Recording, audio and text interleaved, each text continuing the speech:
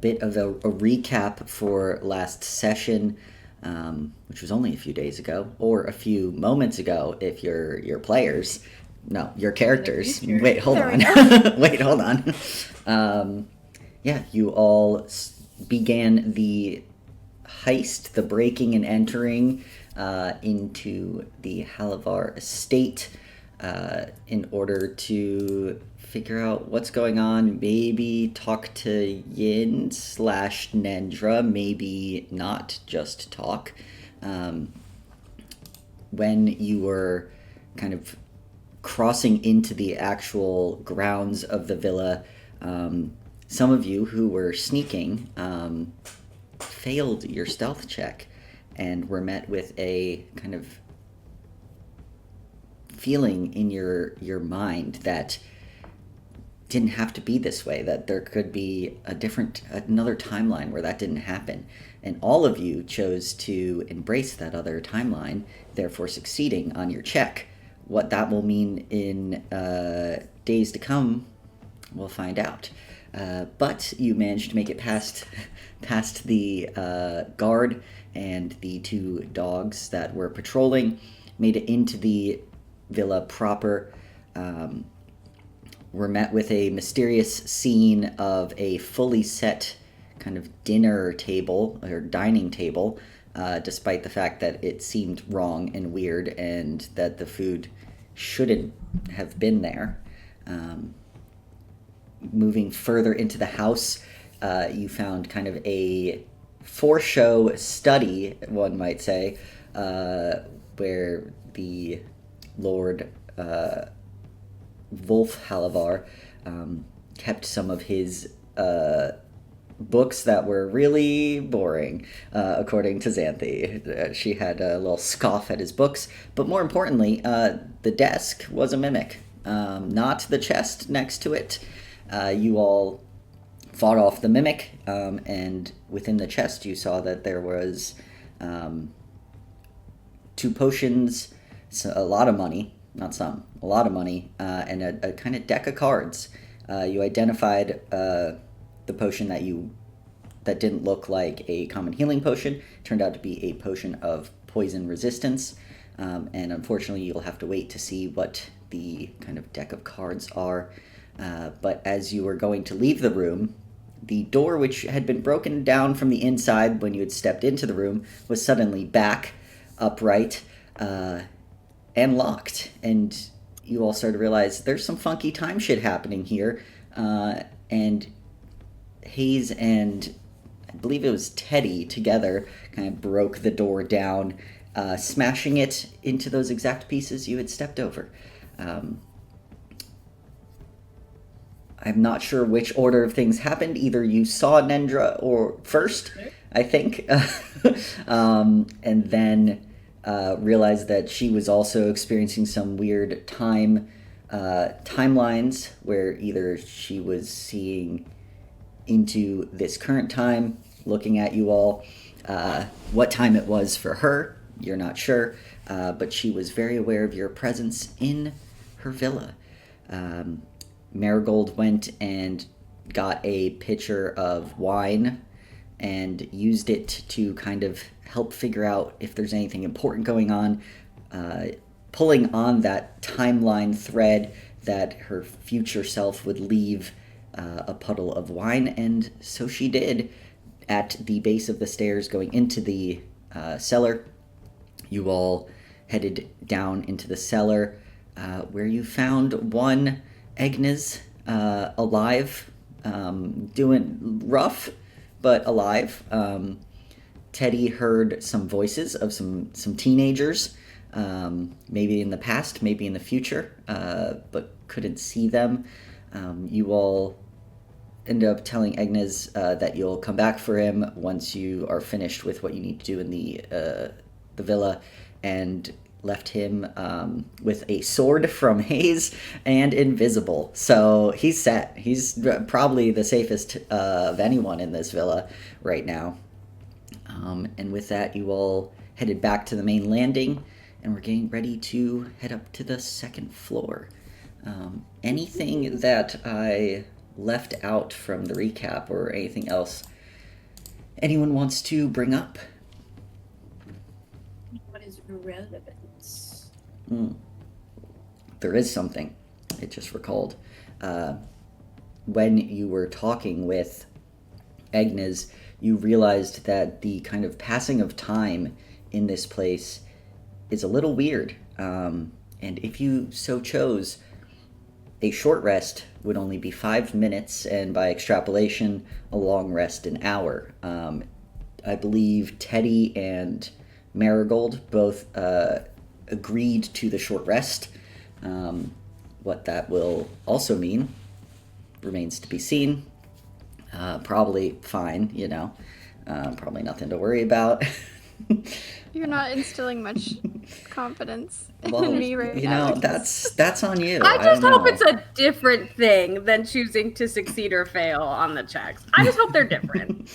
You don't want to. We're gonna be an hour Because older if I than we were. avoided that and then did this and got the same thing, I'm gonna be annoyed. It could be literally anything else, any other type of terrible thing. Well, you'll have to find out. I guess the person to ask is Teddy, who did both. So we'll find out. Happy to be our guinea pig. Oh, I could be a guinea pig There in you wild go. shape. Wow, perfect. Literal. All right. Well, with that, I do believe that is actually everything major that happened without, otherwise go back and rewatch it. Up those views on YouTube. No. I already liked it. But, all right. Well then, if nothing else, we'll jump back in. So, you all have just come back up from the cellar. You're on the main landing of the villa kind of floor, looking down the hallway. The door is still broken into the hallway, so that could be a positive, depending on how you look at things. And yeah, what's the plan? Tell me what y'all are doing. Is the flower that I dropped on the broken door still there? Do you go approach the door? Sure. Yeah, as you approach the door, you get close enough to see that the flower is still there. Nice. But, could spruce the place up a little bit. Yeah. Liven it up. Is it still wilted or is it? It is fresh still now? it's still wilted. It looks exactly like how you left it. Alrighty. Cool. Now I'll go back and go up the stairs. Cautiously, trying to keep eyes and ears peeled for. Mm-hmm. I mean, they already know we're here. Any suspicious? Do you? Marigold's gonna be checking the walls for her call. Yeah, give me perception checks for anyone that's trying to perceive anything. I'm perceiving so well tonight. Are you perceiving better than last time? Where you yes, I where you am. looked but you didn't see? Now I'm looking and seeing. Wow. I got an 18. An improvement, truly. 18, nice. Mm-hmm. Can we go any further than this? Yeah. Sorry, what I was got that? 13 on perception. 13. I also got a 13 Another on 13. perception. Fungal Face strikes Also got a again. 13 on perception. It's a lucky number to Let's some. go. So, it's a lucky number to me. Wait. Marigold rolled well though. Yeah. Marigold did roll well. She rolled Hey, great. I mean, a 13 isn't bad, like, for sure. But 18 definitely. As you all are kind of heading up the stairs, trying your best to be like, well, they know we're here, but also it feels weird to just, like, stomp through a villa that you are technically breaking and entering into. So, like, a cautious approach up the stairs, not sure what you're going to see.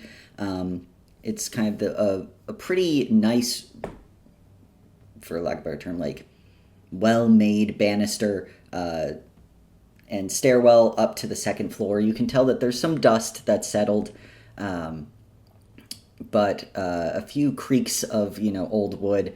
But as you approach the landing, You do not see Hakal in any walls. Good.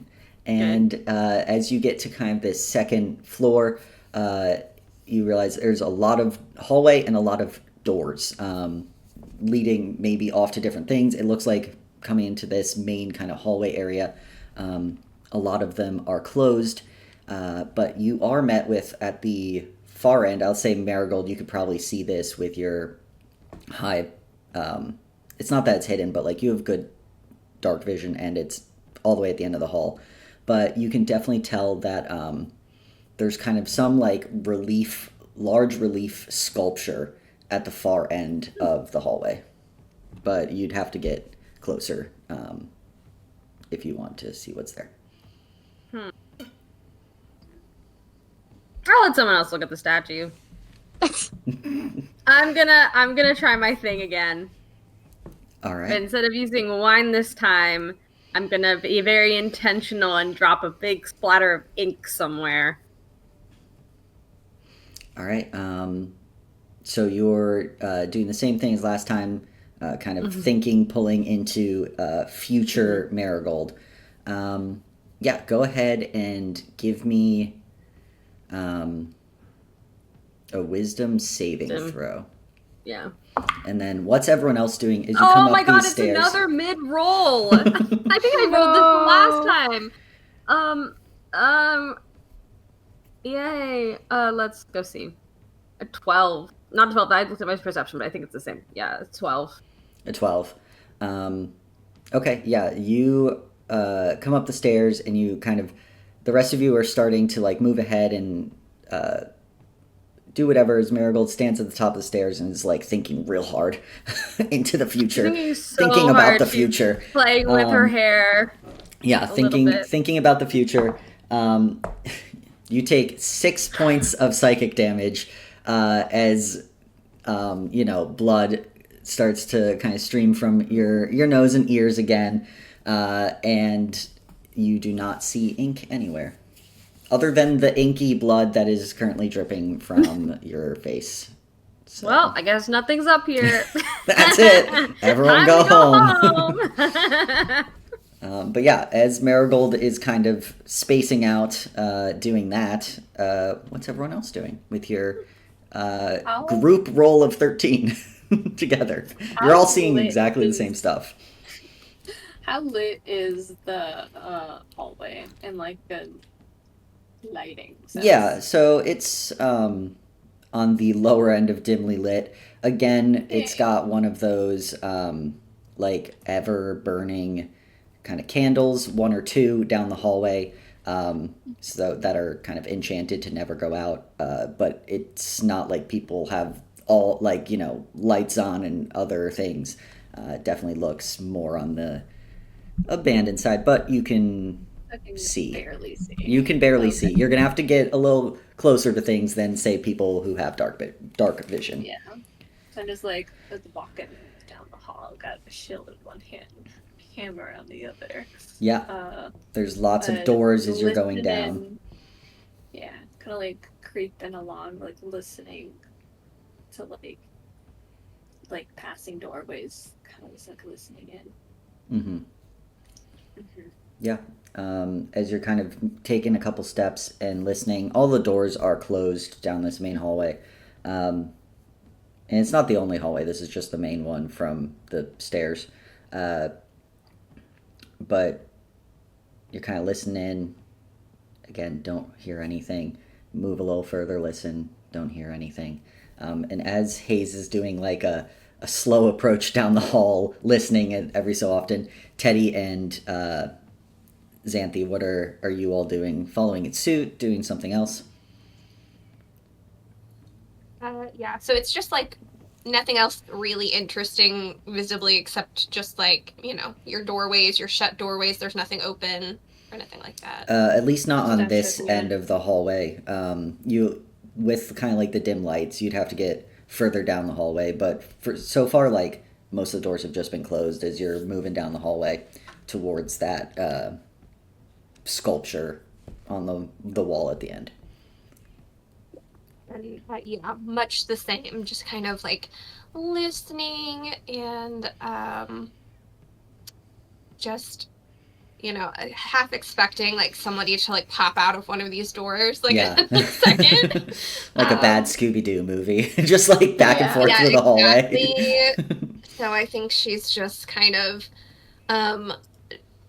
just cautiously making her way down the hall and kind of like trying to be ready for whatever, as something to change, things to go bad Mhm. at any moment. And kind of trying to feel for any, all the weird time stuff that has been happening. Just trying to, I guess, pay attention if she gets any kind of weird feelings about any kind of strange magical things happening as she's walking down this hall. Mhm. After unless, sorry, did Teddy not go yet? No, Teddy Not did yet, not but go. I can be fast. I think Teddy. No, you don't have to he be only fast. rolled a 13, but I think he's like trying to listen to see if he can hear more kind of like flashes of like other people from other times, the way he heard people in the basement. But I'm assuming he's not hearing much with only a 13. Yeah. As you all kind of, the three of you make your way down the hallway, I'd say Marigold was stunned, for lack of a better term, with that fail, and damage taken. You're all kind of creeping, weapons out, ready for something to happen as you make your way towards the end of the hall.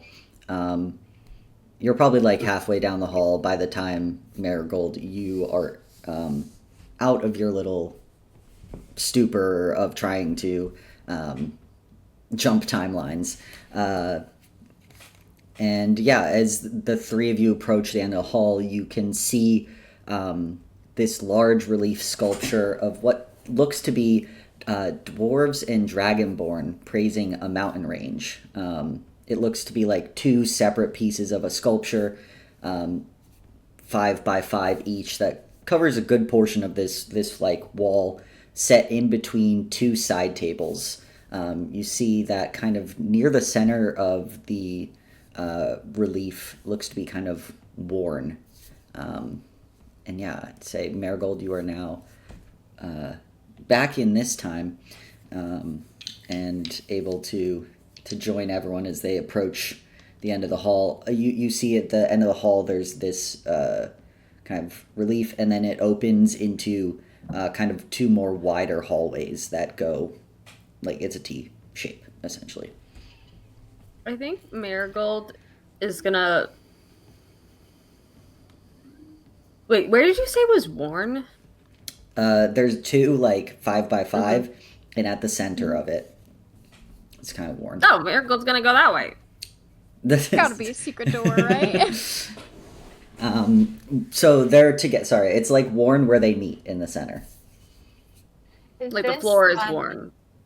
Okay, well, now we gotta figure out the password. Or whatever. Does this mountain range look familiar? Like, is this perhaps Kelninheim? Like the mountain range? Give me a history check, Xanthi. Come on, I'm good at this. Oh, it's not bad. Hold on. I don't know what my history plus is. Okay, +4 for a 14. A 14. Yeah, you're kind of looking over the imagery of this, dwarves and dragonborn, a mountain range. And you can see now as you're closer, there's the two side tables, and one has a kind of decorative gold gilded ram's horn, and the other side there seems to be just a kind of plain black book. And with a 14, seeing that ram's horn and the mountain ranges, you assume it probably has something to do with Kelninheim. Also, the kind of what you know of the previous lord of this manor. It tracks. That makes sense. Like, no, that would vibe. So. Okay. All right. Okay, the book. There's just like a book just sitting on the side table. Mhm. All right, I'll go open a book. All right. Famously, never Oh, gone lessons wrong. learned. Knocked immediately, like zapped by this book. We Turned literally into a had code or this fight. something. It's a Yeah, this mimic. fight 2 minutes ago.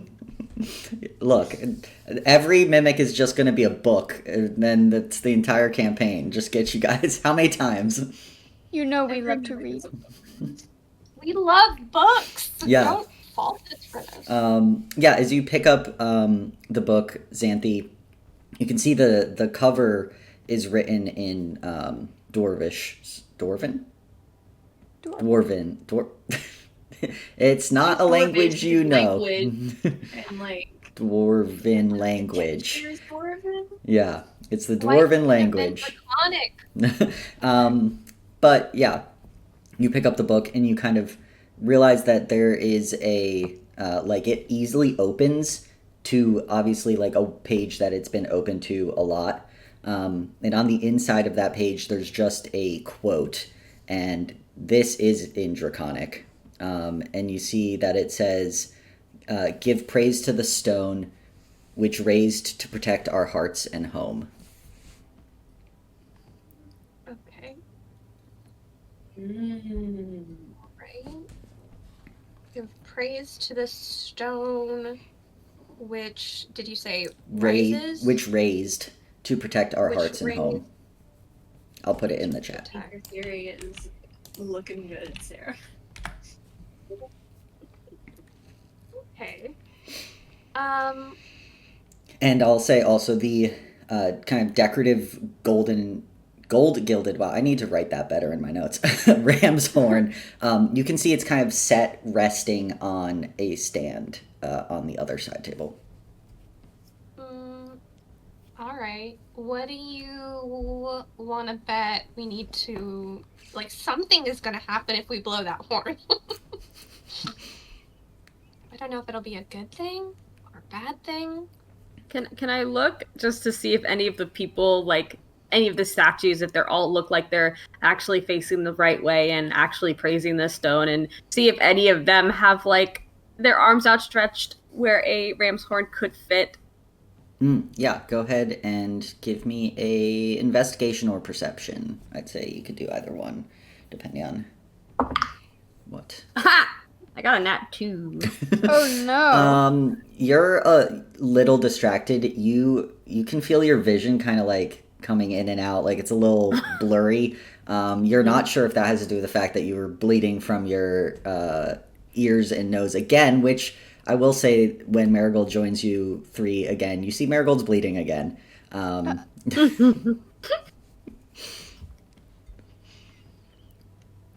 are you okay? You're, again, Well, does this happen a lot? I hadn't noticed. You need to go to the doctor. No, this hasn't happened before until earlier when it did happen. And now my vision feels weird, but I mean it's probably fine. She like kind of wipes the like blood You didn't drink from her anything, nose. did you? Like, or eat anything? Like any of the weird food? Or Oh, are you no, allergic to no. something? No, Time. I'm not allergic to anything, and I haven't had anything to eat or drink, and I only gave Agnes the water that I made, so.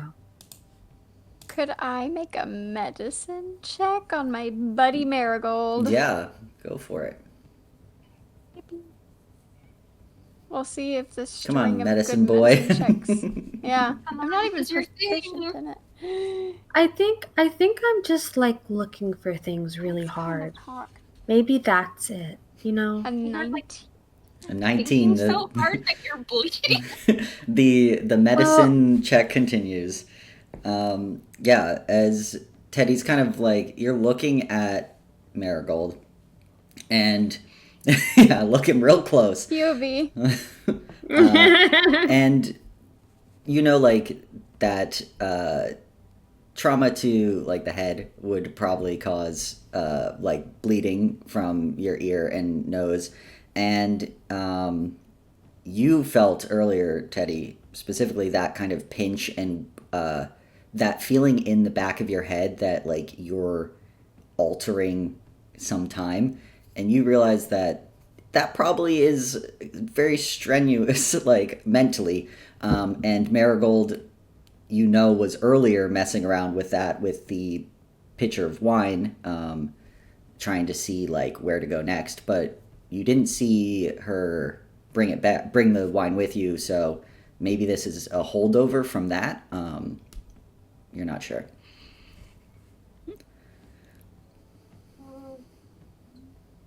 Think we just keep an eye on it? Will you let us know if it's getting worse? Oh, yeah, I can do that. Yeah, it's probably just me looking too hard.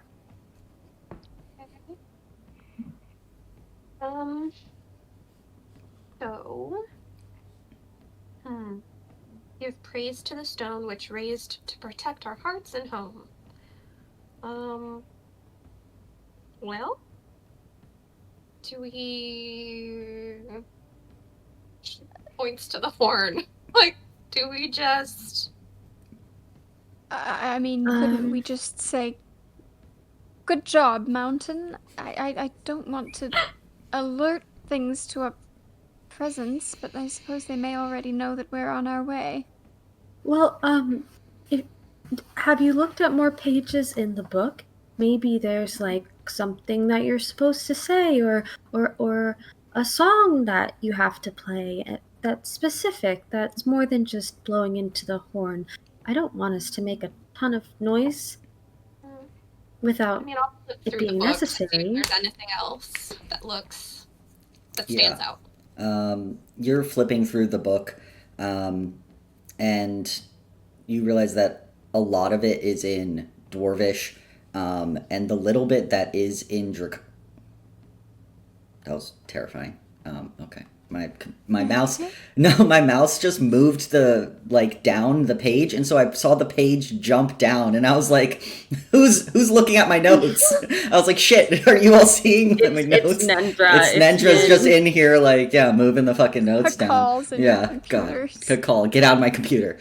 But yeah, no, Xanthi, as you're kind of like flipping through, it's a pretty thin book, and you realize like a lot of it is in Dwarven. I'll figure that out later. I had this thought. I was like, it's Elvish and Dwarvish. Like, I don't think that sounds right, though. And as you can't read those, but you realize that it looks to be lots of small, like, poems or like, quotes, so to speak. Like, little, like, sayings. And like, yeah, you're kind of flipping through, and they're all like little poems or sayings about different things. You can see that a lot of them relate to kind of like protection, home, and like the stone or the mountain range and Keldenheim. But there's no like instructions of like step 1, do this. Yeah. I mean, well, kind of odd that's in Draconic, but okay. I mean, make sure to like, I'll repeat it out loud, like in Draconic, and just kind of look around, like expecting a secret door to open. Yeah. You say it in Draconic and look around. Sounds great. You're a little rusty speaking your Draconic, but for the most part, you think you hit the syllables correctly. A little harsh language. Definitely. Apparently, quoting it does not constitute praising the stone, because I did nothing. While Xanthi was looking through the book, Hayes has a religion of +0. Kind of like uncertainly like knelt, like in the middle, and then realized that she does not know how to praise something, and just kind of there. Okay, yeah. Trying to think of what to do.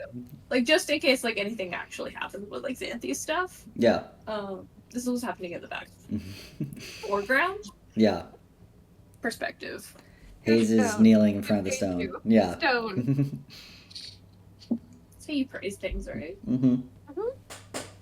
You tell a good job, like Teddy said. Good job.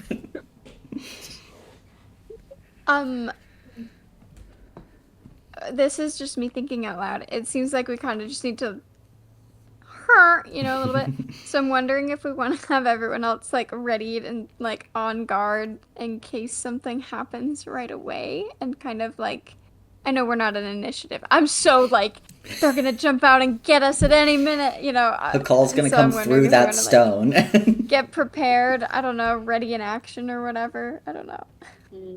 Before we go and do that, I want Marigold to pick up the horn and just like look at it, see if there's anything written on it, see if there's anything inside of it. Just examine this horn. Yeah.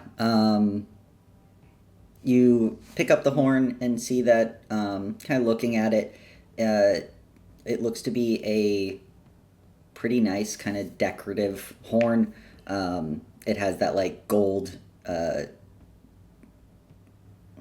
jewelry, like, you know, decorative etchings in it, embellishments, yeah. And it's hollow through, but otherwise there's no writing on it, nothing like that. It's just a kind of ivory horn with gold decorations. Cool. Who wants to blow it? Who's gonna do it? I can do it. I'll get ready to whack my stick if I see anyone that is, well, I don't want to say anyone. If anyone jumps out at us, I'm gonna whack them with my stick. Are you? Yes. Well, I'm gonna try. Yeah. We'll see what the dice have to say. Yeah. All right, you all kind of prepare, and Marigold is going to praise the stone, so to speak. Okay.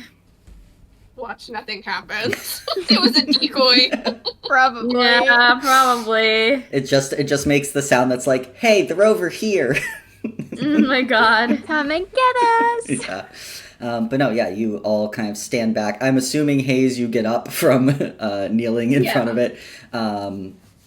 Marigold, you kind of take the horn, blow into it. And at first you're like, did I do it wrong? Because, like, it doesn't make any noise when you blow into it. And then you see that the kind of the two pieces of the mural, which come to meet at like the peak of a mountain, kind of indent and start to slide back. Nice.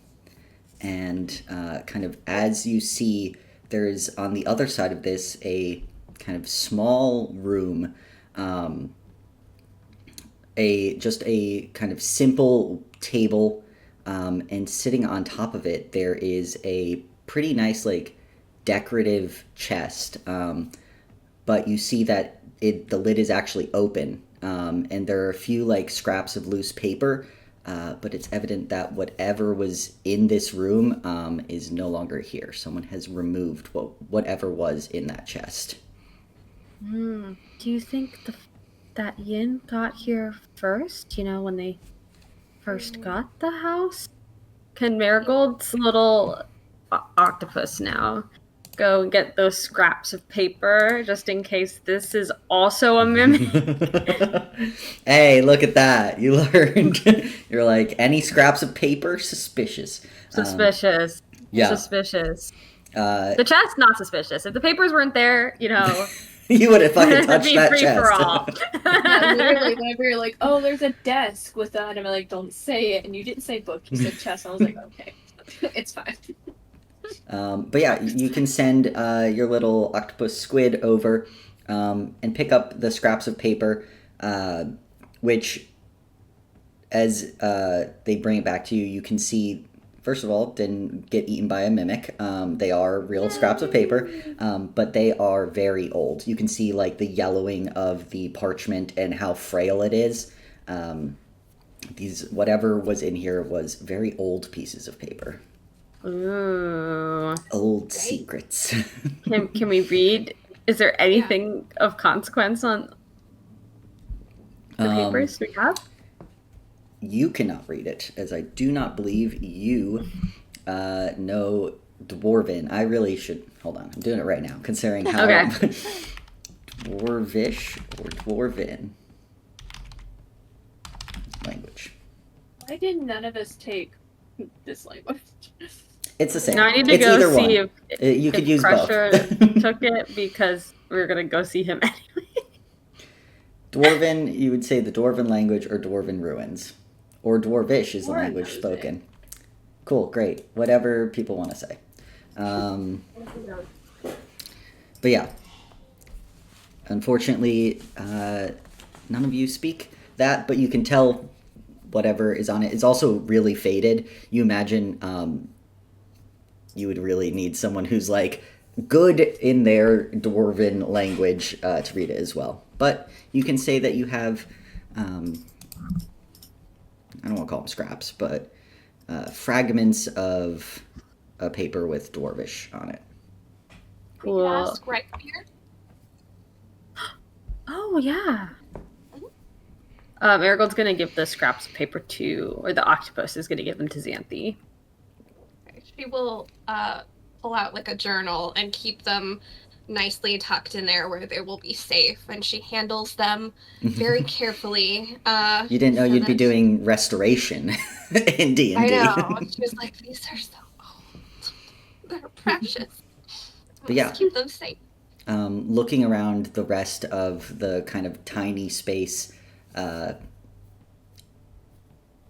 it almost looks closer to like a shrine, but not, than anything else. Like it has that formality or like that reverence around it, with like the just the general look of the room, and what you had to do in order to get in. It's giving a little bit of religious context.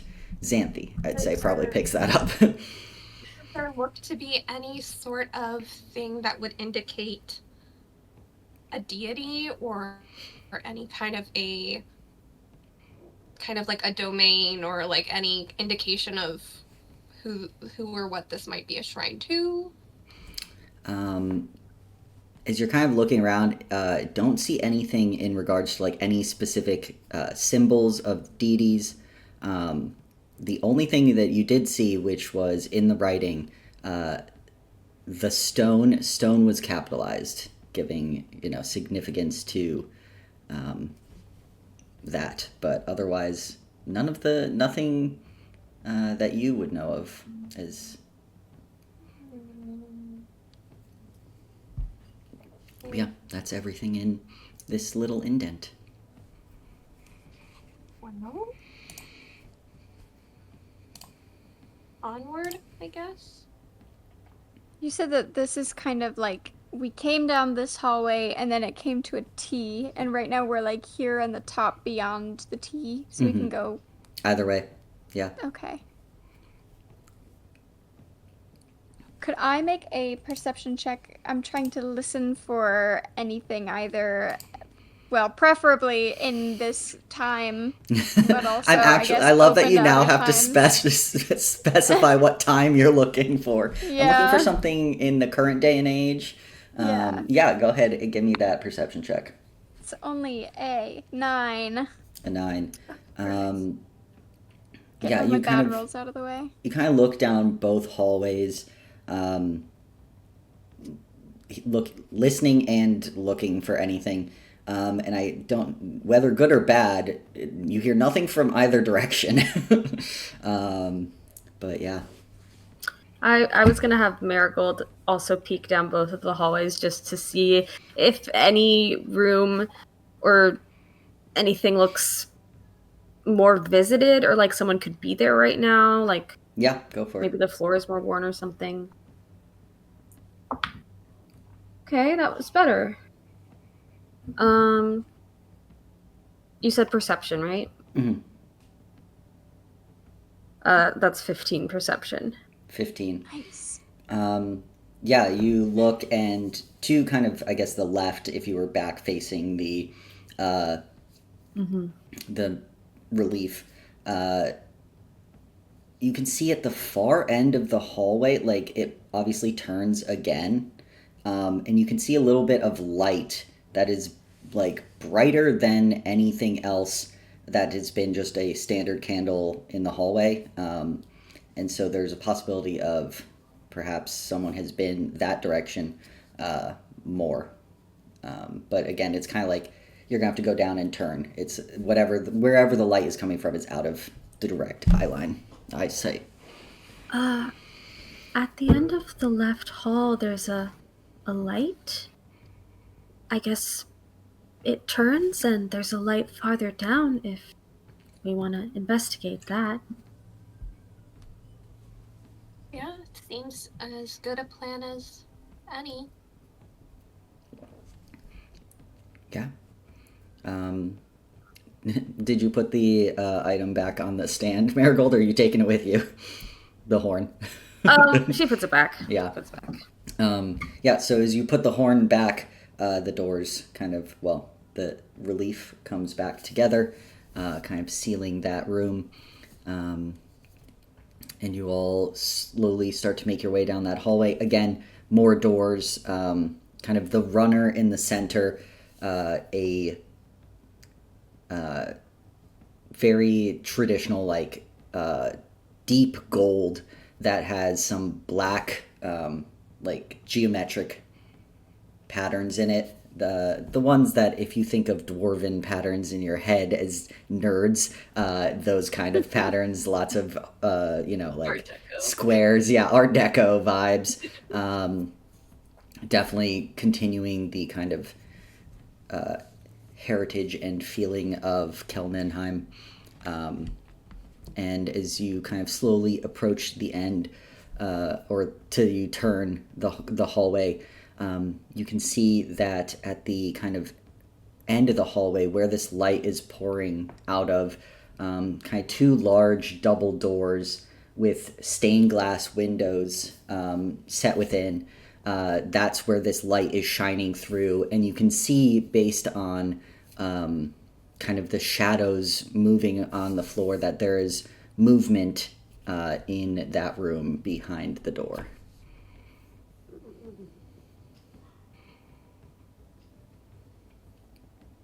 Okay, idea. I have my octopus open the door, but we hide and just see what happens. Where? Like, she looks around the hall. Like, Just get down the really hall. get really against the wall. Just Yeah. suck it up. Yeah, ding dong dash. I don't know. Act natural. Yeah, are there any like alcoves or recesses or like things behind like that we could hide in? I mean, there's another, like, parallel set of doors going into that hallway. It's a shorter hallway than the one you came down, but there are two rooms. Again, the doors are closed, though, so you're not sure what's in those rooms, but if you want to. Or, like, how you said it's kind of a shorter hall, so we could, like, kind of hide around the corner. Yeah, you could do a Scooby-Doo, like, yeah, everyone stack. That's what Marigold was suggesting. Yeah, sure. I like it. Scooby-Doo it up. Peek out Yeah. around the corner. So the squid opens the door. I can leave Let's my do it. mirror in the opposite corner. Kind of Yeah, your mirror that's like this big. Yeah. All right, Marigold. You send your octopus down the hallway. As everyone kind of like is peeking I mean, around we the could corner. use the mirror to peek around the corner. So like maybe Haze is our eyes. Yeah. Well, Marigold's the eyes One until you can't see. Multiple Marigold will be eyes. the eyes. She needs to control her squid hand, anyways. So if Haze is okay with her holding the mirror and using it to look around the corner, Yeah, just be careful. Yeah. It's cold. So are you fully? Are you like having the doors like thrown open, opening what? Like I guess you can only just open opening one, of them, one, and doing a little bit of like see what happens. A little. Like enough to like open it, like let it carry itself open, you know. Mm-hmm. Wait, are you opening one of the other doors? No, the stained glass door. Okay. Because we want to see who's inside. Yeah. You kind of go up, and your squid octopus opens one of the doors, and it kind of slowly starts to swing open until it's like maybe at a 45 is where it kind of stops, and you can see more light pouring out. Are you looking in the room through your octopus's eyes? Is that what you're doing? No, it's not familiar. I'm looking That's through right. I'm trying to like do the thing where you can like angle the mirror so that way my head's not sticking out, but I can still see. Yeah, give me a. It is like compact with like a mirror on each side, so you can Yeah. like. That's helpful. That's good. Give me a perception check, as you're gonna have to do some shenanigans to try to see in here. Can I give the help action with my mirror? No. The fact is, she's not getting a disadvantage for trying to use a mirror at like 20 yards while opening a door with her mage hand. So. I got an 18 perception. An 18. Yeah, I'd say you. The fuck would you see in a compact? This is what sucks about being a DM. What the fuck would someone see in a compact mirror after they opened a door with an octopus looking into a massive room from fucking 30 yards away? Honestly, nothing, but you rolled an 18, so now I gotta make some shit up. Okay, yeah, so as you look through the compact mirror, you're kind of trying to angle it, and you're not able to see anyone or anything in the mirror, but what you can tell is that room is kind of looks to be a like grand library or office. From what you can tell, there are like tons of shelving of books, like desk. It is well lit, so obviously someone has been in there, or apparently is currently in there based on the shadows, but you can't quite get the correct angle to see fully into that room. Okay. Does anyone come to the door to close it, or no? How long do you wait? I think a while. Like if someone's in there, like. Yeah, no. Okay. Cool. I'll tell the rest of the group what I found out. Do we just? I mean, like, just go in there guns blazing then? Like, what are we? Maybe. Oh, well, maybe Teddy, now that the door is open, Teddy, would you feel comfortable going in as a spider or a mouse to get eyes on the place? I could. He looks down at his like spore-crusted skin a little bit. Since I took that rest, I could turn into a creature and then something else. But then if that drops, then that's all that I have. But if we think that would be worth it, I just am afraid that if I go in as a spider, the door has been open, they're expecting something or someone to come through, I get stepped on, and I feel like the jig would be up almost immediately. Okay, maybe, should we check other places out in the house? This house is very big.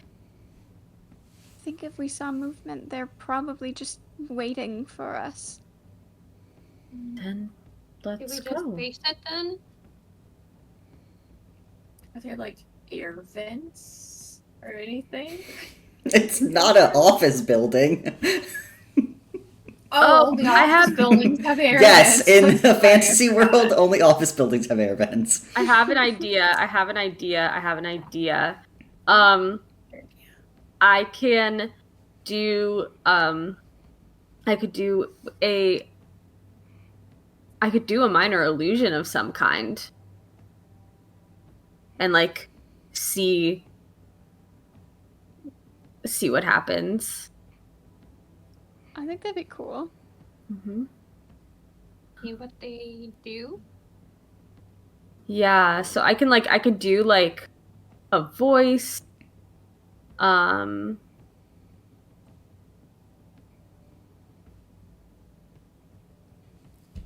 I think the voice would probably be the best one to do.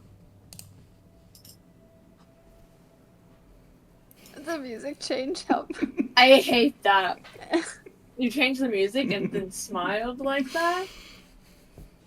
Crazy. Do you think Marigold could mimic the anonymous that we met with, their voice, and say something like, Yin, you're surrounded. Prepare to die. We don't want to go too like I don't know. Let's whisper their name. Marigold was thinking doing her own voice, but You can just talk. Minor illusion is Oh, silly. It's a cantrip. Oh, okay. It's so funny though. I'm just Well, gonna I can make my it voice sound but like louder. I'm in the door, but I'm actually down the hall. Spooky. I was thinking it could be interesting if we did like Hakal or Nendra's voice.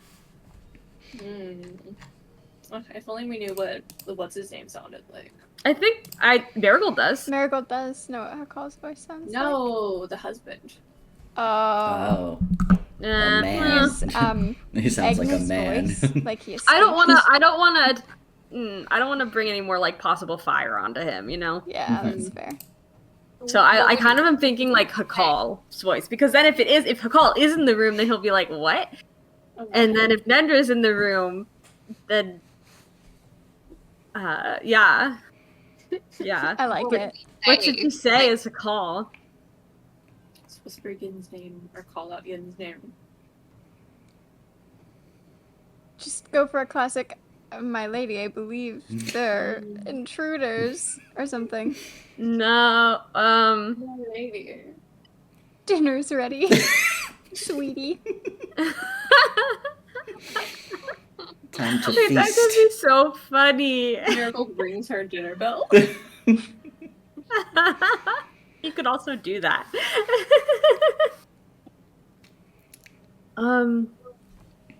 The jig is up. I guess we must divulge all of our secrets and surrender. Immediately. I love the idea that you all are having this conversation like 60 feet from the door. Just being like, so what are we supposed to be doing? Or What are we doing? Feel like... yeah. Yeah, I mean, I'm making sure like to check the reality, hallway they from know whence we we're here. came while they're doing this as Yeah. well. And like, in all reality, they know who we are. They know we're here. Like, on the one hand, I have an idea. Hakal announces someone. He says, Marigold will have him say, like, Lady Nendra, you have visitors. And then if, like, she's chill, we can be the visitors. And if it's Hakal, then we'll know what's going on. I don't know. Why not? I mean, Let's do it. Okay. So, yeah, Marigold is gonna do a minor illusion. The range for minor illusion is only 30 feet. So You're I have to gonna get closer to the you're door, gonna have to though. get a little closer to the door. It's Okay, it's I'll like pop 60 into feet the I'll pop into the side, one of the side rooms Mhm. to do it. And I'll mimic Call's voice so that it sounds like he's like, Lady Nendra, like there are visitors here to see you, or unexpected guests. Yeah. You Probably just visitors, not unexpected, because you could be expecting it. true. You as Hakal, you say that in the doorway, Mm-hmm. and you see that for a moment, it looks like the shadows, whatever they're doing, stop and then continue moving, but you don't hear anything or any response. Maybe they already knew that I was gonna try this. My theory is that this isn't actually present time. We're gonna like step in there and witness like Mr. Lord Jhalavar getting like killed by someone in the past. Ooh. Well, that's Maybe. Marigold. Marigold will look back at the group and just be You like, all kill him. I guess we're going. That would be Okay. insane.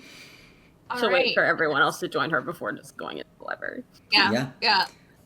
You all kind of gather and approach these kind of two double doors at the end of the hallway that have stained glass windows. You can see the light pouring through them.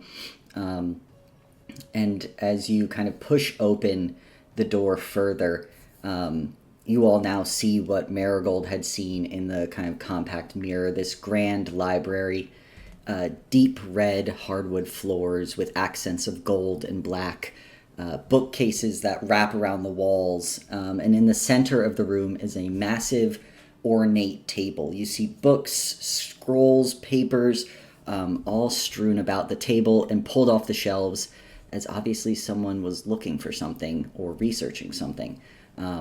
There, leaning over the table, you see is Lady Nendra Jhalavar. Similar kind of low-cut black dress, kind of muttering to herself and writing on scraps of paper. You see behind her, Hakal is pulling a book from the shelves. And as you kind of enter, they don't seem to acknowledge your presence until the very moment where you kind of feel yourself step through almost like a wind kind of like buffets you, and as you step through, you see that Nendra looks up and finally acknowledges you all. As you're stepping through, you have that kind of sharp pain in the back of your head again, and that sick feeling in your stomach. And when Nendra looks up, she looks directly at Marigold and goes, "Marigold, how good to see you again. I trust you brought what I need."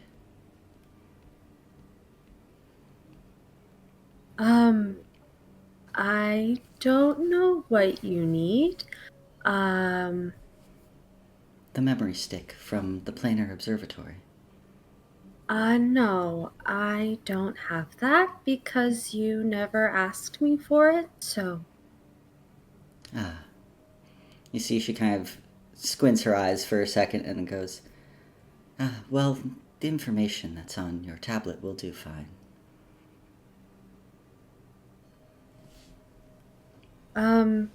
Why do you want it?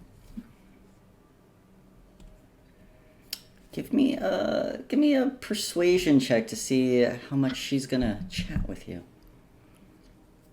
Okay. Come on, use your No! sorcererness. I have a good sorcererness. I just rolled a 4. Do you have any Oh. savvy points? I think I have 1, but You do I don't have know if one. that's gonna make much of a difference. You should have a pretty good persuasion. Or are you more of a I liar? do. I do, but I'm not proficient in persuasion. Don't you like yeah, know you're inspiration? proficient. No? Marigold I have no used inspiration one now. to What? kill a guy. Oh, Yeah. well, that's right. Yeah, so that's an So, 8. An 8. As you kind of ask why she needs it, you see that she kind of like stands up from the table. You see behind her, Hakal has kind of put the book, kind of dropped it on the ground, and she goes, "Well, I'm sure you'll understand in time, but there's something I'm looking for, an occurrence, and I believe the information that you have there will help me."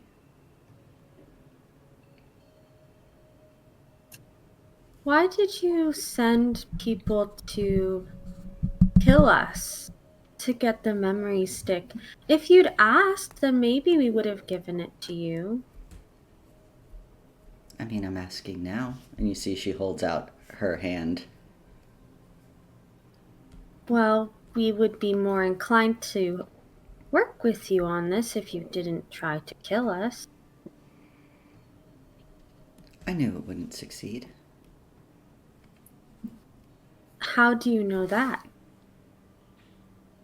You see that she seems like almost taken like back by the question. She's like, well, you're here now, and if I'm able to keep track of exactly when this is, it is after I sent someone to kill you, so...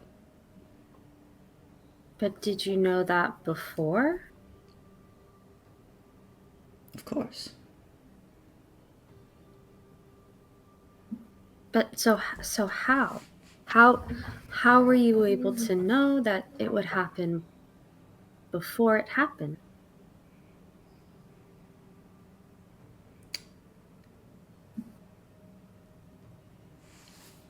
And you see she kind of like leans in and she's like, you know, Marigold, you and I were not so different. The shadows amass around you, just like time bends to me.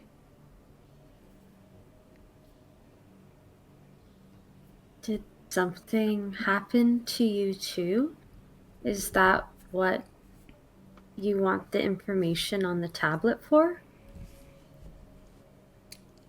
Oh, I was born gifted. At least as far as I can remember all the times before. But what lies in the void speaks to me. They tell me to grow stronger, to help them escape, that this time it'll be different. And so, I need that information. I need to know when this time will happen again.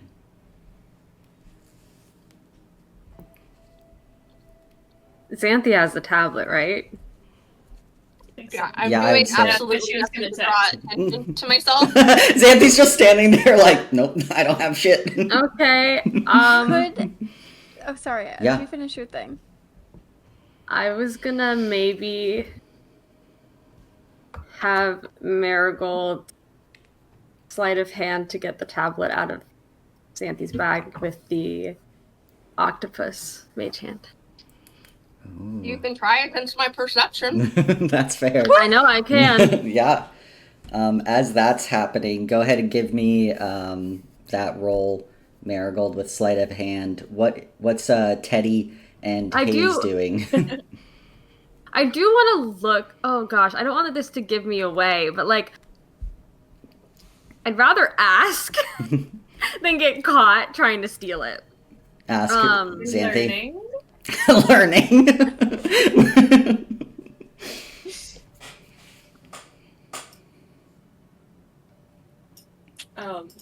Yeah.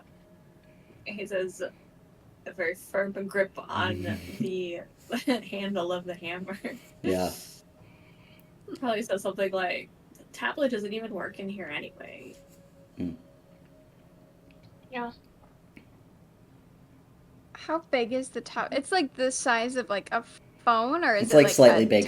tablet? It's like Okay. in between the two. Like a little Kindle. Yeah, it's like a Kindle. See, I would like to try and sleight of hand in the The opposite two of direction. you. No, not reaching for it, but trying to like shift his like clothes or his bag in such a way that looks like he is holding it. Mm. I So, was because he thinking doesn't the know that same Marigold's thing. trying to grab it, but Yeah. he's trying to like, tuck it behind him so it looks like he is holding it and trying to like be subtle about it. Does that make sense? Yeah. I was thinking the same thing. And I was Everyone like, pretends do they that. have a tablet. All right, so Teddy, I'm go regular ahead rebel. and give me. Technically, it would be a performance. Performance. I know, which is wild. I feel like performance never gets used, but you are faking something happening. Marigold, Cool. what are you stealing or are you asking? What is she going well, to do? I'll ask first. Well, maybe not like out loud, but she's gonna look at Xanthi and Wiggle her eyebrows. be Yeah. like kind of give her a look that's like, Xanthi, give me the tablet.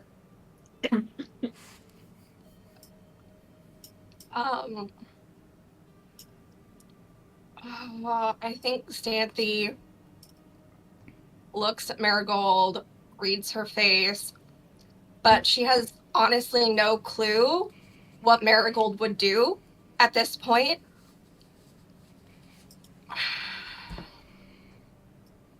So I think she'll just kind of like slowly, just kind of like very slightly, just kind of like, and kind of prepare to like cast. Hmm.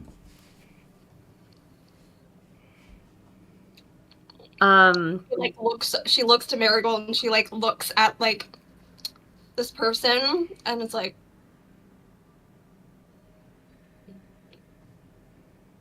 hey, just bad guy here. If we gave you this information, would you share your findings with us? Why are you going to help me? Well, maybe. Oh, Marigold, you could do better than that. Do better. You see, she kind of cocks her head and is like, do you hear them too? I think Marigold, like, her hand, like, subconsciously, like, kind of, like, flutters over one of her legs.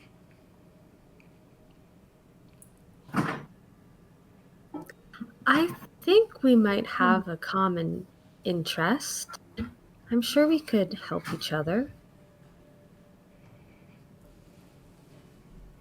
Is that a lie I am detecting from Marigold or truth? I mean, it's kind of not the whole truth. Uh-huh.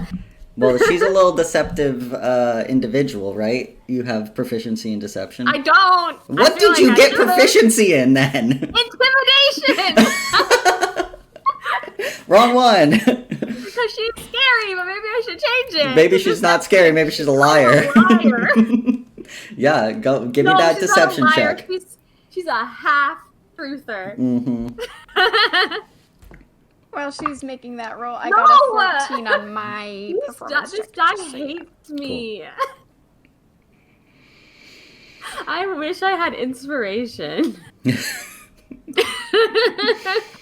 What'd you That's get? a 7. 7. Yeah. Teddy, you kind of shift, but at this point the jig might be up, considering Xanthi gave a pretty resounding shake of the head no when Marigold looked at her. And Marigold, with your kind of lie, half lie, you see that Nendra's face kind of falls, and she's like, well, perhaps not yet, but in the future you will be ready to help us. Maybe when you hear their words more, but for now, I will be having that tablet.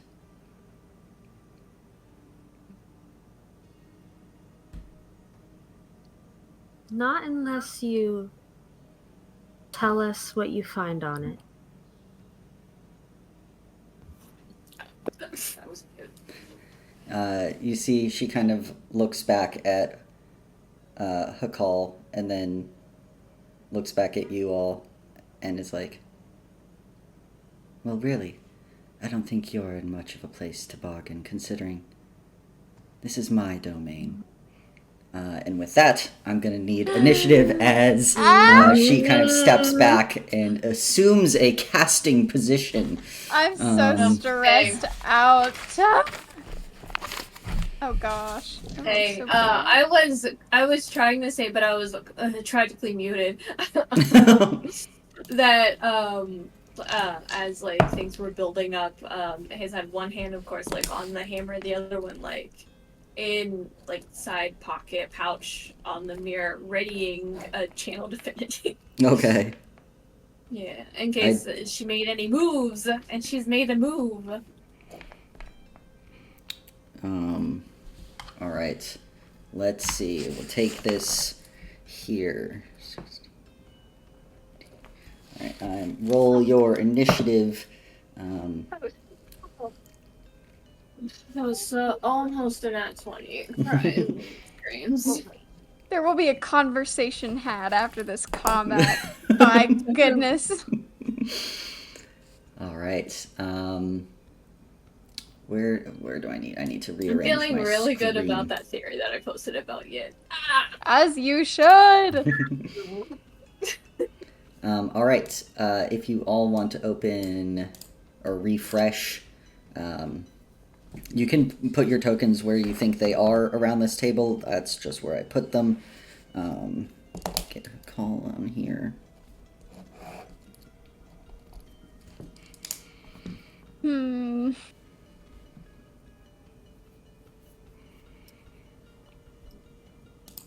All right. As we start with combat, 20 to 15. 15. What is your dex? 15. Okay. Consistent queen. All right. 14 to 10. 14. Hi, Teddy, Marigold. What what are y'all doing? Sorry, I was placing my token. I got a 13. 13. Okay. And Teddy? I guess it doesn't matter, but Oof. 6. all right. Oof.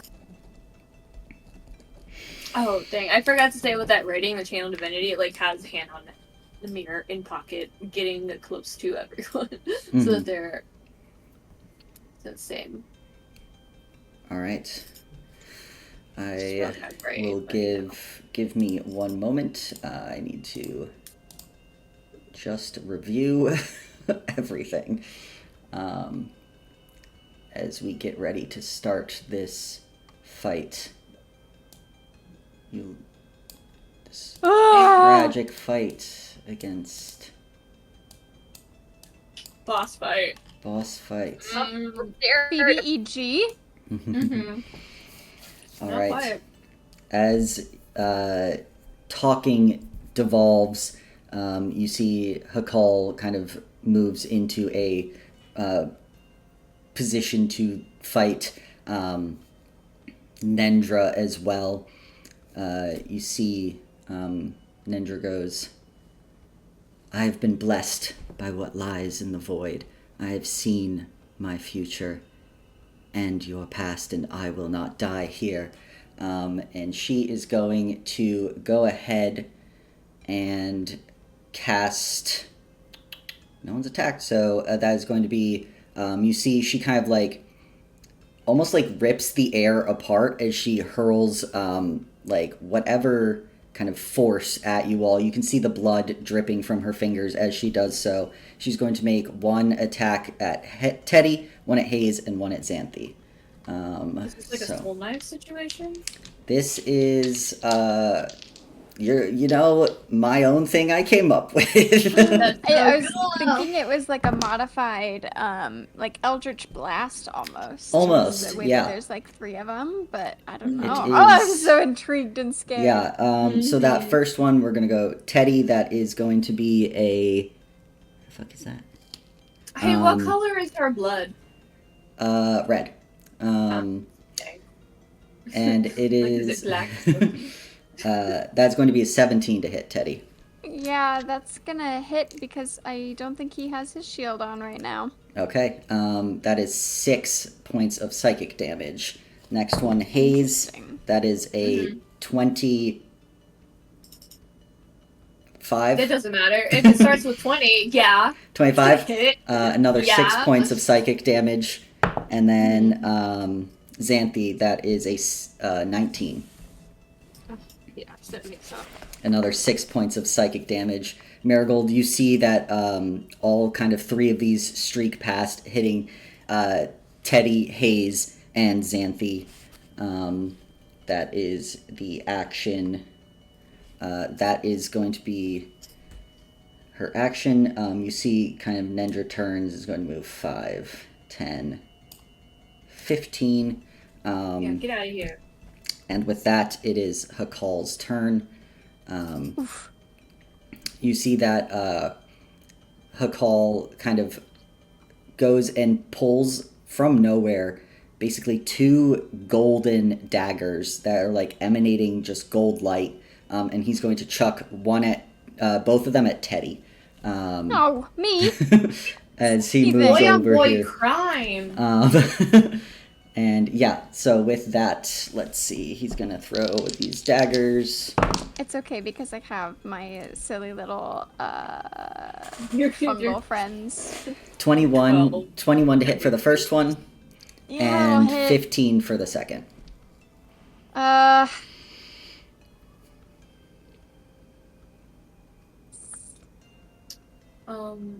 Yeah, I'll let that one hit too. Wait. All right, so that is 10 points of piercing damage for both of them, and 4 points of radiant damage. Actually, he gets disadvantage on those. Okay, so the first one we'll say was I'll take the second lower one, so 15. In that case, I will use my reaction to cast shield. All right, and then I'll do the second one at disadvantage. That is going to be a 21. I rolled right back around. Okay, so you only take one you of do them. the shield, that one will hit. So but that's going to better than be 5 piercing and then 2 radiant damage. which will be halved to 1 because I have resistance to radiance. Look at that. Yay. And as you, Teddy, you kind of feel the dagger sink into you, you realize that it is not a physical dagger. And you see that Hakal like drops his hand like this, and the dagger comes back to him. That's cool, and I don't like it. And with that, Hakal will stay there. And Xanthi, you're up, followed by Haze on deck. Xanthi, as you just got hit by Nendra's attack, and you can see that Hakal is seemingly targeting Teddy, but Haze stepped in to block one of the daggers. Thank you.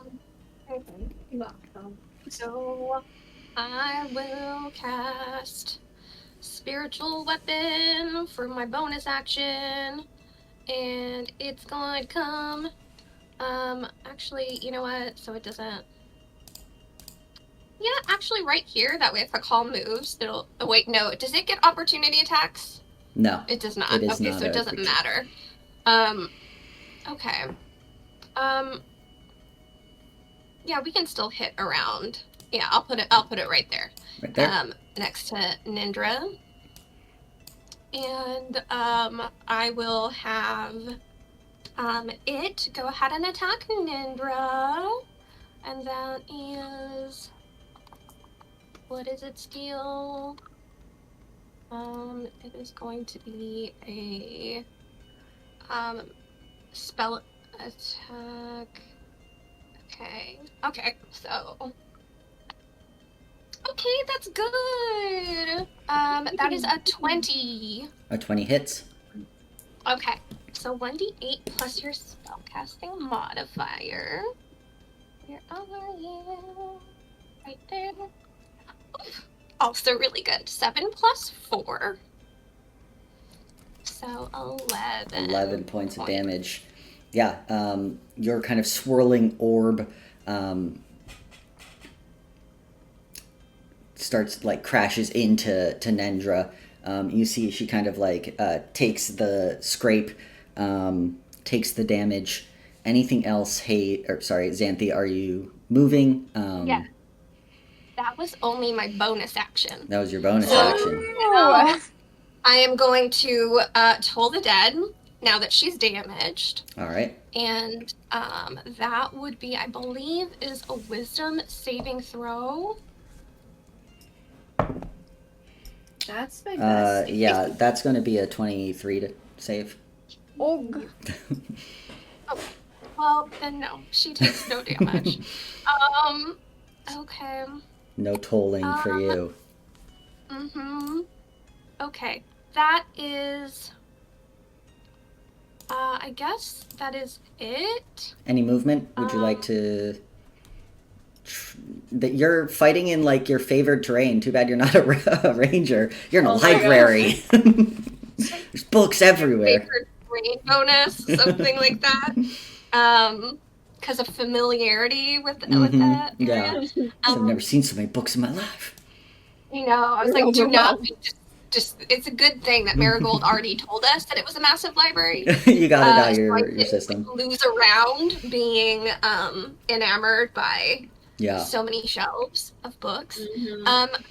I mean, I guess I can spread us. I don't know if it's a good idea to spread us out a little. That way, if she has any area of effect spells, we're not all clustered up. Maybe. I know Hayes has paladin stuff though. You have to be within 5 feet of me for. Okay. Is it a good idea to stay in place? I guess I'll just. Well, Hayes is gonna move anyway because they're close up anyway. So, I'll just come around this side of the table. Mm-hmm. 5, 10, 15, 20. Okay, I'm fine. I'll just come around, maybe there. And then I'm good. All right. Xanthi, as your turn ends, you see that Nendra kind of mouths some unintelligible words and seems to kind of rip the air in front of them apart with their bare fingers. You can see again the blood dripping onto the floor as the flow of time destabilizes, looking into a still lake right after a pebble has been dropped. You see kind of the air and blood ripple towards you all as those of you, as all of you in 20. Oh, shucks. As all of you in this area, I need to have a wisdom saving throw, please. I'm good This at this. doesn't count as an attack. Yes! Okay. Wisdom. I got a natural 20 for a 26, Damn, which nice. is great, but I feel like you're going to be like, actually, you fail it because of time magic. You know. And if you have to do that, I respect it. You're, so 26. Hayes. 1. 21. Can I pull into time and choose to succeed? Do you Genuine want to? question. You can if you would like. Because Alright. I rolled a 2 plus 3 is 5. Ooh. All right. I roll so bad on my proficiencies. So, as you all feel kind of the time around you slow, you are very aware that had you failed this, it would significantly impact your ability to do anything on your turn. And Hayes, you kind of reach in again, feeling that different timeline and kind of pull at it, feeling that twinge of pain in your head. And you see Nendra look directly at you and smirk. as you chose to mess around with her favorite terrain, which is time. Yeah. But great, cool. All right, so as far as you all are aware, that's fine there. And with that, it is now Hayes' turn. Marigold Okay. on deck. Alrighty. My spells.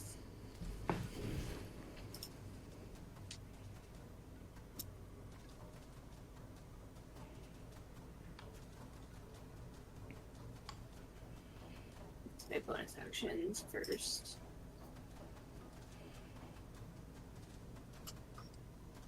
Yeah. Okay. This one. Yeah. As a bonus action, well, first, I feel like, because I did say had a hammer in one hand, a mirror in the other, would it have been possible to, like, whenever I stepped in to, like, do the thing, like, drop the mirror in the pocket, like, get the shield to block? Just What for, are like, you flavor. It doesn't blocking? matter to this. Oh, sure. Yeah. No. Earlier. I mean, you could you could I'm put like- your shield up now, because I think the attack was incredibly like it wouldn't have made a difference if your shield was up or not. I'm pretty No. sure. So, This yeah. is just like yeah, in we could say that you've got your Okay. shield up if you would like. Yeah. It's not just like before it gets too far from that moment. Sure. Yeah, as a bonus action, I wanna cast Divine Favor. Alright. So my weapon attack deals an extra 1d4 radiance. And do 5, 10. You vault the table. Yeah. Can I vault over the You can vault the table. Yeah. With my hammer? What? With my hammer? Pole vault? No. Hammer vault. Yeah. Get in the range of this guy. I feel like that extra is not going to do anything, but if he's a normal human man, quote, and then smack him. All right, go for it.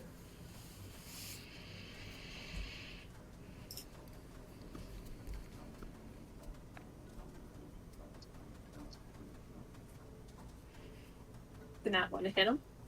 No. You go to hit Hakal. I'm still messed up from the Yeah, time thing. you like are out of sync with your own body, and Hakal easily kind of just like takes one of those daggers and not even like blocks it, just like moves the hammer to the side, like really insultingly, like don't even. Yeah, all right. So that was bonus action Action and move. movement. All right. Well, Hayes is there. Marigold, you're up. Teddy on deck. Oh. I'm blinded by my own personal vendetta. Yeah, Sorry. exactly. Okay, I'm wondering something. Just wondering a little bit. Mm-hmm. If I cast a spell that has a casting time of an action, can I also grab the tablet from Xanthi's bag? Don't give me that look. I'm plotting. I'm scheming. Okay, I'm not betraying. Good. No trust in this group. Well, I know it's fine. I think that you will have to roll sleight What of about hand. quicken spell? I forgot I had quicken spell. I'll just do that. If you want a quicken spell, because otherwise I'd say you'd have to roll a sleight of hand, not so much for the stealing, but to be like dexterous in retrieving something while also doing something else in a whole 6 seconds. I think I'm gonna okay. I want to save my spell slot, so I think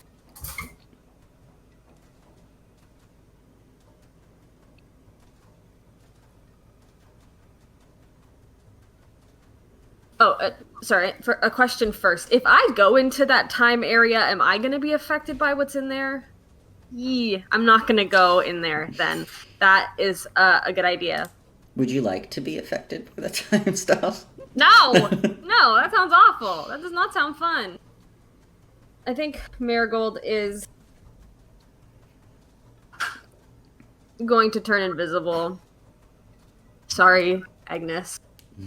Damn. You're no longer invisible. Agnes is just holding a sword somewhere in a basement, like... Well, I told him to act like he was not invisible. You're invisible. Nendra makes eye contact with you. God, I hope not. Oh, I thought you were gonna be like, I hope so. I hope she looks me in my eyes. And then Marigold's gonna move. Oh my gosh, that's not the moving thing. He's gonna move around. Am I gonna be affected if I'm there? I could probably move there. Did you step into that circle, or did you go around the table? No, I went around the table. I went around the table. Okay. Then I you went were so not affected. around the table. All right. I went. You kicked some so chairs far. as you went around the table. I kicked Yeah. some chairs as I went around the table. Sure. And I'm gonna try a sleight of hand to get that from Xanthi back. All right. That's a natural 20. Yeah, you reach your hand in. You can kind of feel like you're right on the edge of that time, like dilation, and you're able to pull the tablet. Okay, cool.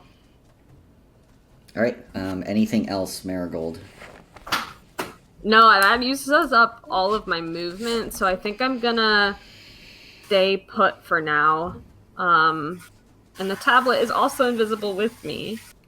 All right. With that, Teddy, you're up. Okay. I'm gonna scoot out of there. I don't like the vibes. Bad vibes. Bad vibes. I would like to, as a bonus action, cast Shillelagh on my stick. Mm-hmm. And would it be an action or an object interaction to equip my shield? You can equip your shield. That's fine. That's just Okay. free. Just a free thing I can do. In that case, I'm going to wait to do that. And as my action, I'm instead going to be casting Moonbeam. Moonbeam. Moonbeam. And I would like to Moonbeam, cast it it's right fine. here, one might suggest. So he kind of has like taken this like golden dagger like to the shoulder. Yeah. It's like barely nicked him though with his spore buddies, his like sort of spore form. Not gonna say it like that though. Stop it. As his spores took the brunt of it, but now kind of like exposed except for the last lingering bit of this spectral shield spell that he's cast. Mm-hmm. He's gonna sort of like push his hand out and it's gonna have that like inky cap dropping like opalescent like drops of moonlight onto Nendra. So if she starts her turn there, she's going to have to make a Constitution saving throw. Presumably with disadvantage because it's not actually Nendra. Presumably.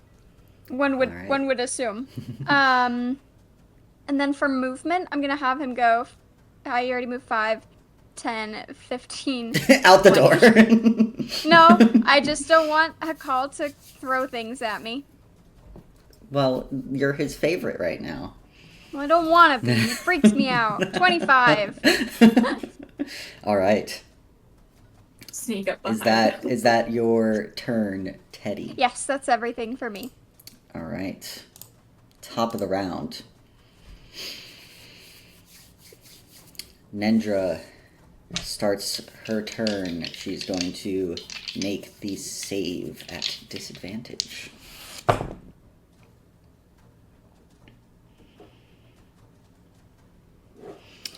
Oh my gosh, I'm making circles all over the place. Help!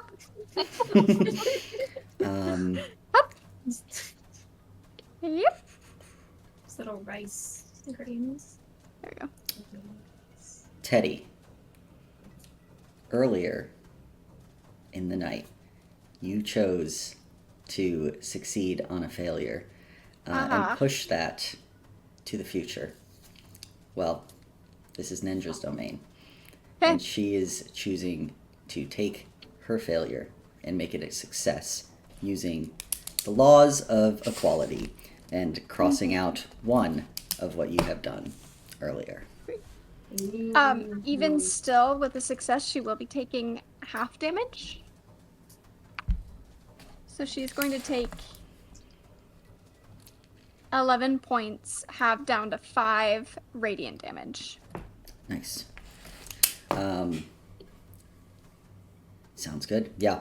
And Teddy, as you cast that spell, and it comes to Nendra's turn and you're aware that it should be taking effect, you feel that kind of twinge of pain in your mind as you realize that that it's coming due, whatever you had messed with in timelines earlier. Heard, chef. And with why that, she's smirking at me. you just gave her more ammunition. And I do it again. And I'll do it again. All right. Maybe. There's nothing like she can't move out of it, right? No, she totally can. Okay. I can also just move it to follow her. That's for my fair. next Just turn. keep doing it. Doesn't Yeah. it expose like a shapeshifter? It does if it's a fail. If it's fair. Oh. She succeeded though, so. So she is going to move there.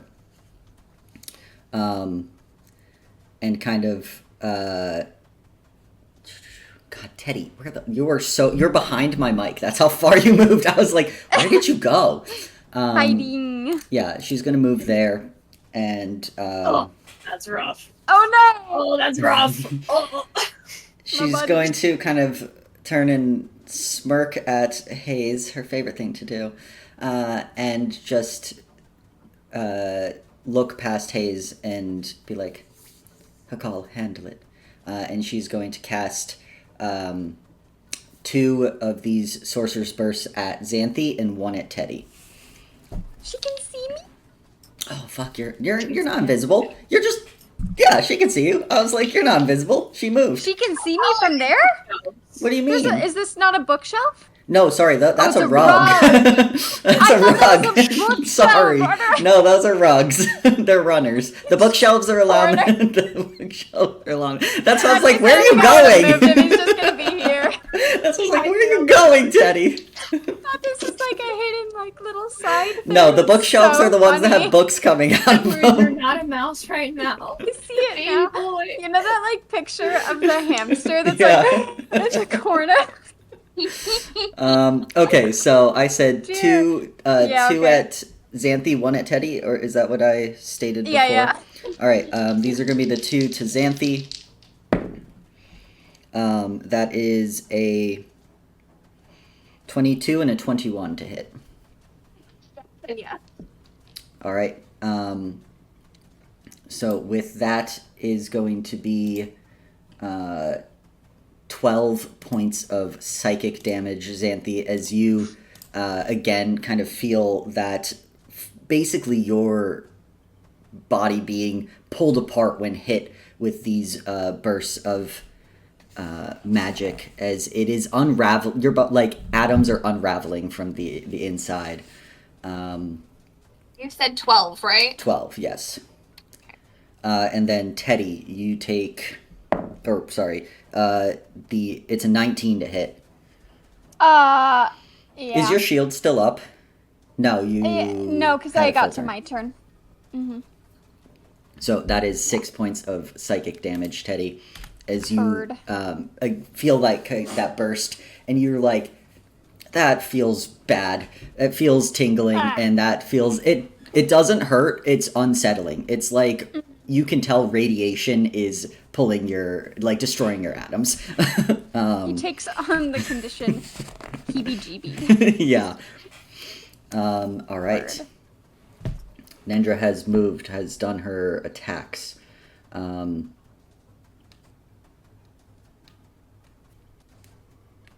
Yes. So, it is now Hakal's turn. Hakal is going to attack Hayes with 2 attacks at advantage. Yeah, he is. As Nendra is there. That So first great. one is, well, actually, he's not that great. So first one is Just a 14. No. Second, Oh, I have to wish. make a constitution check to make sure I still have concentration. I think the second will hit with a 19. Yeah, that hits. All right. So as he comes in with the first dagger, you're able to kind of block it with your shield, but he kind of comes under and stabs you with the second dagger. You're going to take 5 piercing damage from the dagger and 2 radiant damage. And due to his advantage, procs sneak attack, and you're taking 7 more piercing damage.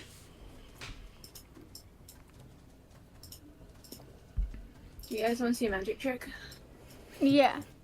Is it all your health gone? All right. Are you down? No, I'm not down. Oh, I don't see your bar, so I was like, Oh. oh my gosh. Yeah, I can't. No. You should be able to, but let's see. It might just be a me thing. No, I can't see it. I can't see Teddy's or Hayes. Oh, I can see weird. Miracle. I can see marigolds, and now I can see haze. Yeah, I had to. Oh, what? I can see mine and no one else's. Yeah, and it's- I can see Hazer's. Yeah, I can't. Oh, now I can see Xanthi's. I'm before I changing can only them. see mine I'm and changing Miracle. them. Mm. There you go. Can everyone see everyone's now? Now you know Yeah. how bad you all Yours. look. You don't need to. Are you? She looks gorgeous. She's just got a slight little, nick. Her fingers are torn to shreds. They're bloody and torn to shreds because apparently that's what happens when she casts magic. But that is Hakal's action. Bonus action. Yeah, that's everything. Hakal is going to stay there as Nendra told him. And so with that, Xanthi, you're up. Haze on deck. Okay. Cool. I would love to leave this scary circle. Yeah, go for it. For some reason, I cannot move my person. Let's see. You should be able to. Very strange. Hold on. Let me refresh. Maybe that'll. Otherwise, I'll make it so everyone can move Xanthi. Otherwise. I am so injured, I cannot move. There you go. Now try. Sorry. Reloading. Okay. So I am gonna move out of the scary circle. 1, 2, 10, I'll just, I guess right about there. It's funny, I was, normally would just go, diagonal, and I just realized I inadvertently, dodged Marigold, but, probably, accidentally bump into Marigold as I'm, trying to, go diagonal here, but, I am going to, move my spiritual weapon, And attack over. Haze. 1. To attack Nendra. Yeah. So I'll do that, and I'll start with that because that's a bonus action. And that will just be. Come on, little guy. Yes, 19 plus 6. So assuming that hits. You would, except for the fact that you too chose to succeed in the past, and you feel kind of as you go to cast this spell and attack with your spiritual weapon, you see that Nendra kind of looks directly at you and goes, "Actions have reactions, and you're trying to play with time in my domain. Foolish." And you see that your hand kind of moves erratically, casting and kind of failing the attack as it goes towards Nendra. Okay. Alrighty. And I just realized that it still can reach either one where it is, so I wouldn't have moved it. Okay, It can just chill where it's at. But I will use my action to cast Cure Wounds on myself. Great. get a little bit of healing in here. So that is 1d8 plus 4. Come on, 8. Come on, 8. No, that's okay. That's 4 plus 4. So a total of 8. I'll take it. Not bad, not bad. Yes. All right.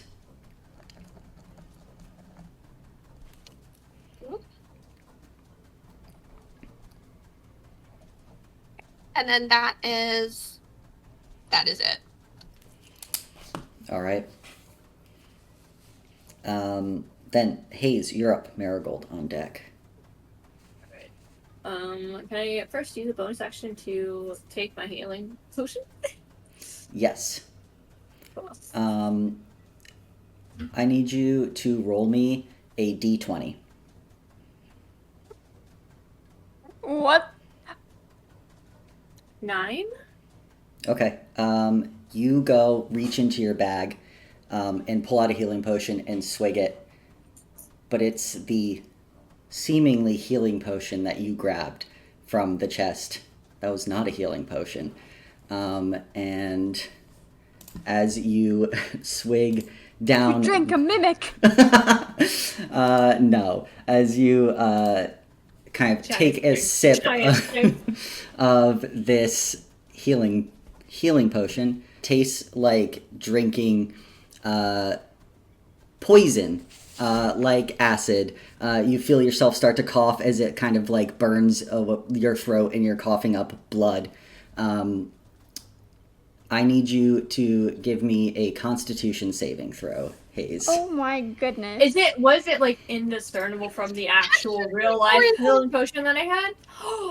Y'all should have given this healing potion to me! So you can look at it in time? No. What? I'll drink it! What do you say, a con save? Con save. 13? 13. So you succeed on the Constitution saving throw, so you just take 3 points of poison damage. And you are not considered poisoned. But as you swig down this potion, you can immediately tell something is wrong. And you cough up blood and kind of bile as you are coughing up this Disgusting. fake potion. Great. That's so wicked of you. How do you sleep at night? Sounds Did I like... have the... I did have the fake one. Oh no. I kept very close track of who had what Oh, potions for that man. reason. Yeah, you sure did. You sure did. Okay. Well, then I'm Um, gonna Give us hit trust this. issues on all fronts. You're never going to touch anything ever again in the entire game. All right, so yeah, Hayes, you unfortunately go to heal yourself and take some damage. Not as bad as it could be, as you, your strength, your paladin constitution steals you from being poisoned. As you kind of chuck down the bottle and you're like, fuck that. That was your bonus action, at the very least. Great. I love that use of my bonus action. I want to hit this guy. Call. Go ahead, swing at him. Okay. Let's see. Actions. That's a dirty 20 to hit. Yeah, that hits. Thank God. Okay. That's my d8s. Petition to see everybody's like the enemies like health bars as well, just like in a video game. Yeah, exactly. If we're playing by Baldur's Gate 3 rules, We're not. you said it. 6 points of hammer damage. Hammy damage. Hammy dammy. Nice. Yeah, you take your hammer and kind of swing hard at Hakal, kind of catches him in the ribs, and he grimaces and kind of resettles with his daggers. Anything else, Hayes? Yes, Hayes. Well, I can't really...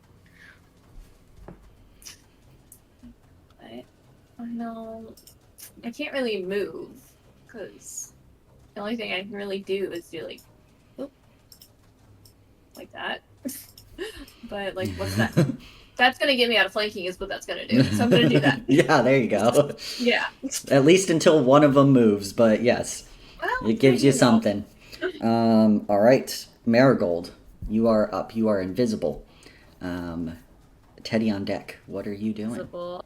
I don't know. I was thinking of a plan, and then I was like, "What if that just backfires in my face and is the worst plan ever?" That's what plans and can I wish I do. could brainstorm my plans with everyone else, so I can make good choices. But I'm thinking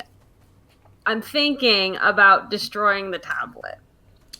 Ooh, okay. How will I text my buddy? Your buddy. Wow. My buddy. Well, send letters like a true romantic. If you really love each other, you'd send scented post All to right. each other. But alas, anyways, I'm thinking about destroying the tablet and being all like, now you can't kill us because we're the only ones that know what's on the tablet. Mm-hmm. To get her to stop trying to kill us. Did we memorize the information? Probably. Y'all are fucking nerds. I figured if we put all 4 of our heads together, we'll remember it. Exactly, and she needs all 4 of us. Because not one of us just knows everything. Well, maybe Xanthi, but we won't tell her that. We won't tell her about Xanthi. We won't tell her about Xanthi's good memory. Don't. So I'm looking at magnify gravity, and it says that each creature in a sphere must make a Constitution saving throw, and I'm wondering if I can cast it on the tablet to crush it, but it also says until the start of your next turn, any object that isn't being worn or carried in the sphere requires a strength check to be carried. So it says it's not destroyed. It doesn't destroy things. It more anchors them down, basically. It's okay. magnifying the effect of gravity. So I see. It's not. Somehow you've turned it into crushing with your I use really of like it. But theoretically, that's just a way to die. Yeah, but for objects, but with a solid thunder wave, do you think? I do think as an thunder wave unsecured destroys object, objects if they are unsecure. Yeah, the wording says that anything that's unsecured is pushed 10 feet away from me, so I'm hoping if it's 10 feet into a wall or a bookshelf, it'll get destroyed. Drop kick the tablet and then. All right. We can see. We can see. Alrighty. That's the plan. That's the plan. He's gonna be so mad at us. So I'm gonna move. Wait, that's Xanthi, not On the me. bright side, at least we can't text Lealia hey, so. Wait, is that where I wanna Whoa, go? where'd you go? On the dark side, we can't text Lealia. Yeah. Where'd you go? I wanna Marigold, you moved so far. Where are you? I moved. I actually don't know if I want to go there. Let me go That's back. so far. How could you even get there? Because I have 30 feet of movement. I have legs. I can carry not 30 myself feet. places. That's I way can go- more than 30 feet. So this? No, it's not. Okay. I send it. I can You get. can get there. I can get. Let's see. That's 20 feet. I have to break down my move. 20 feet, and then I want to go 10 more feet. There. I want to go there. All Because right. next to there is a wall within 10 feet of me. So I can blast the tablet. All right. Go ahead. Drop kick that tablet. Marigold is gonna say to Nendra. Which you're currently invisible, right? That's So okay, you're- yeah. I don't become uninvisible Yeah. until I cast the spell. Yeah. So first, before she casts the spell, she's gonna say, Nendra, I did want to share the information with you and work with you, but you don't want to do that with me for... Wait, what's the wording again? 1 second. You don't want to help me with what lies in the void. That's not very fair. So I guess I just have to force you to. I'm gonna destroy the tablet, and you're gonna have to work with me and my friends to get the information on it. And then she's gonna cast Thunderwave to break the tablet. All right.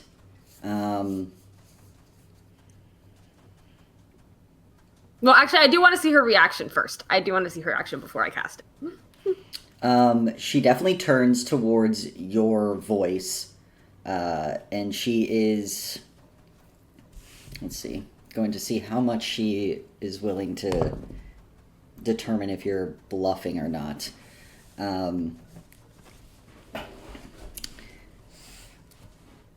Yeah, you see that she turns towards your voice and just goes, "Go ahead. I'll find you when you know what's on that tablet."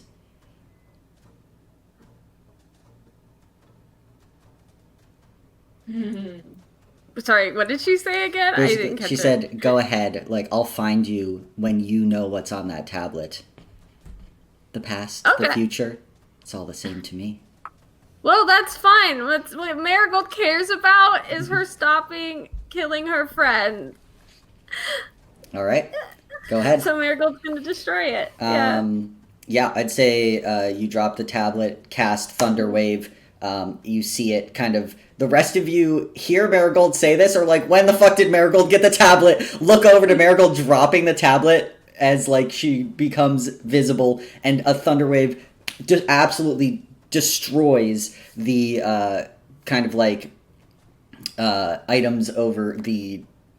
What the fuck is that called? Couch and table that are over there, and the tablet as it kind of splinters against the wall, and Marigold is now visible, and you see that Nendra just goes, "Now you made this more difficult." Only more difficult if you don't want to cooperate. All right, is that your turn? I'm gonna use my bonus action to get some more sorcery points. I'm Wait, going no, to wait, save I it. have Hold on. plenty of sorcery points. What am I doing? I think I have all my sorcery points. I get No, I'm not. I'm gonna use my bonus action to look. I don't even know. To look? What? To look. I don't know. I was gonna just like adjective, like she's gonna look cool, or I don't know, determined, or I don't know, tough, or So radiant and beautiful and perfect. radiant and gorgeous. Well, no, she's not really radiant. More like shadowy and gorgeous. Yeah. Shimmering. You see that as Nendra kind of turns and sees that you have destroyed the tablet, she goes, "Well, it seems you're playing games. I don't like that very much." And you see blood begin to pour from Yin's eyes and ears and nose, as kind of a sickness rises in all of your kind of stomachs again. This dizzying, overwhelming feeling as you're forced to close your eyes, and opening them, the library that you know of is gone. You see a dystopian sight, books and debris everywhere as lightning and thunder crash. You see heavy rain pouring from gaping holes in the ceiling. And with that, everyone needs to re-roll initiative. My dice rolled right out of my dice bar. I'm creeping up there, you guys. I'm getting there. I got the same thing. Hey, it might put you somewhere else. All right. Let's see. 20 to 15. Oh, okay. 15 to 10? Or 14 to 10? 13. Got the same 14, thing. 13, 11. So 14 was Xanthi, 13 Marigold, and then 11 was Hayes. Just reset there. Yeah. And Teddy, hey. 10. you did better, but Better! still. Did this happen after Marigold's turn or at the top of the order? After Marigold's turn. Okay. Got it. I'm very curious how that's going to shake out. And so as you all kind of look around, you see this destroyed building, same building, but looking very different. We go to the top of the round with Nendra. Is get my turn. So Nendra, newly pissed off with the games being played, is going to turn, and with far too much force that should come from a frail, no, maybe not frail, from this slender night elf, is going to just punch into Hayes. Is that Rogue a dragon? That's so slay. She doesn't care to get advantage, so she's not going to do that. But that's an 18 on the die for a 26. Meets it. It meets it? Okay, great.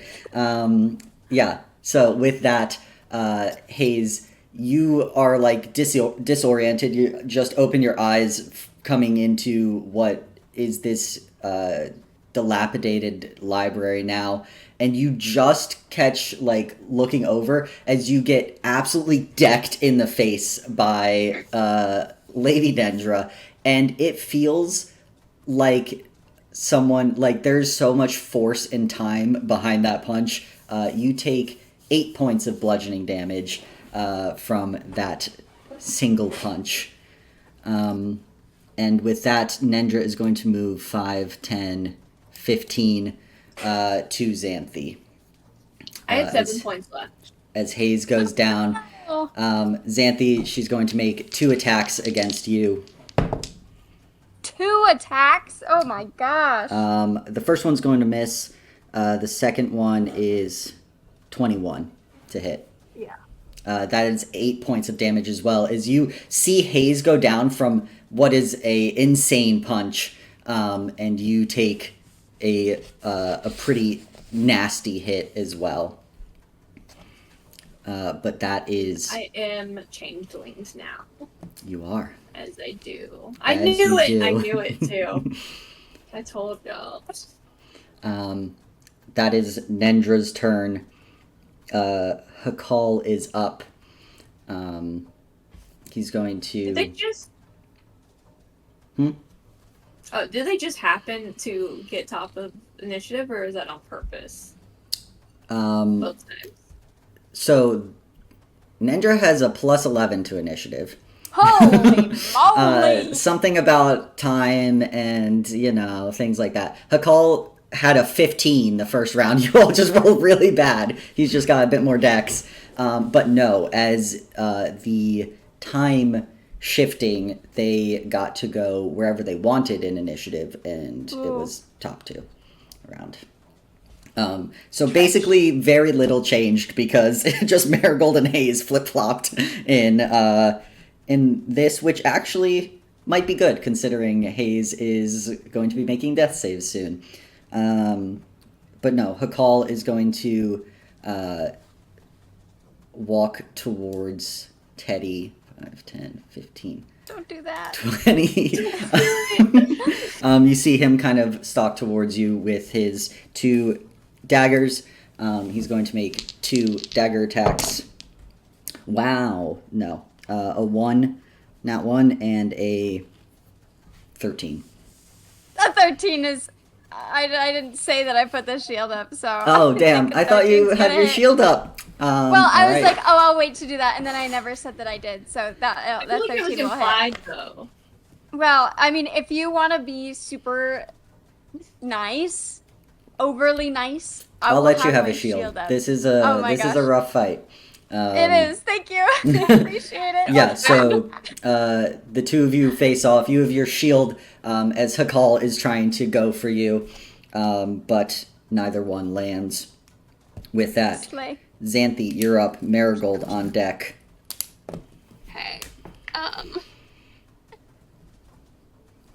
All right. So, hold on.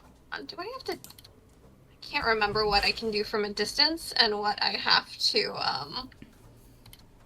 actually be present, like touch for? Okay, let's see. Like Cure wounds is touch. Okay, so I cannot do that. Words are a distance. If you have healing word, that's how you can remember it. I do. It's just Yeah. it's a bonus action, which means I can't use my spiritual weapon Yeah. if I do that. Mm-hmm.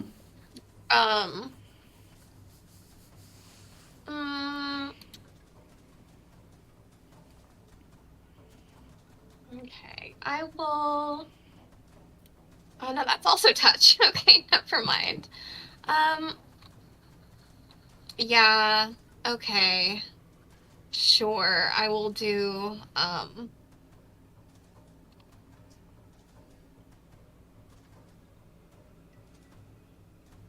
Yeah, I'll go ahead and throw a healing word out towards Hayes. So that is going to be 2d4 plus 4. So 2 and Hayes 3, so 5. So that's 9 points of healing. Damn, nice. To Hayes, and then I can only do a cantrip. So, like it has to be Toll the Dead, on Nendra, since she is. And what save is that, Wiz? Or actually, you know what? Never mind. Oh no, they're both. Yes, it does have to be a cantrip. So yes, Toll the Dead. It's a wisdom. All right. No, that's a 5 on the die. Oh, okay. I wasn't prepared for that. So that's 1d12. That's what the dice will do. Okay. Oh, not plus anything, so just 8 points. 8, nice. Yeah, the ringing, more blood pours from Nendra's ears than already were. And with that, sorry, anything else, Xanthi? No. Well, no, because I don't want to get an opportunity attack. So, yeah, that's it. All right. Marigold, you're up. Hayes on deck. Okay, I have another plot. Okay, plot away. We'll see if this works. So I want to cast darkness with sorcery points so I can see through it. Mm-hmm. But I also want to do it as a subtle spell for a reason. Okay. Sure. So, I because think obviously the fact that I'm casting darkness is obvious. But I want to subtle spell it because I'm casting it on a flower and I don't want anyone else to see that I'm casting it on a flower in my hair. Okay. If you can do those things, then go for it. And then I want to go over to Nendra. Okay. Oh wait, yeah, actually, when you cast darkness on an object and the object is covered, it doesn't emit darkness. So she casts darkness on the flower when it's like in her bag or something, so no one can see that she's cast darkness at this point. Okay. It's gonna go over to Nendra, and I want to like sleight of hand put this onto her body, like in a secure place, so that way the darkness will always be around her. Okay. And give me that I can't quicken spell it though, so Nope. if that would take an action, I can wait around, but give me a sleight of hand roll. Let's see how good you do. okay. Oh, not good. But I think I am going to use a savvy point for this. Okay. I think with a savvy point, I could maybe succeed. What's my sleight of hand? Okay. Please. Okay. So with my savvy point, that's a 16. 16. Sleight of hand. I was just like, she's wearing like a low cut dress. I'm like, where are you? Where It could is be in this? her, like, I could just, like, put it in her hair. There we go. Yeah, she's got long hair. She's got like a single braid down the back, of her hair, along with the long flowing locks of hair. Sure. Okay. Yeah. You. I will say so. Once it's out of your bag and in her hair, it is now emitting darkness. So Xanthi, you see Marigold come up, and then everything goes dark. Lovely. And I think she's gonna whisper in Nendra's ear, "Welcome to my domain." Whoa! Yes! There we go. All right. Domain expansion. Shadows. I was gonna say this is surprising horror.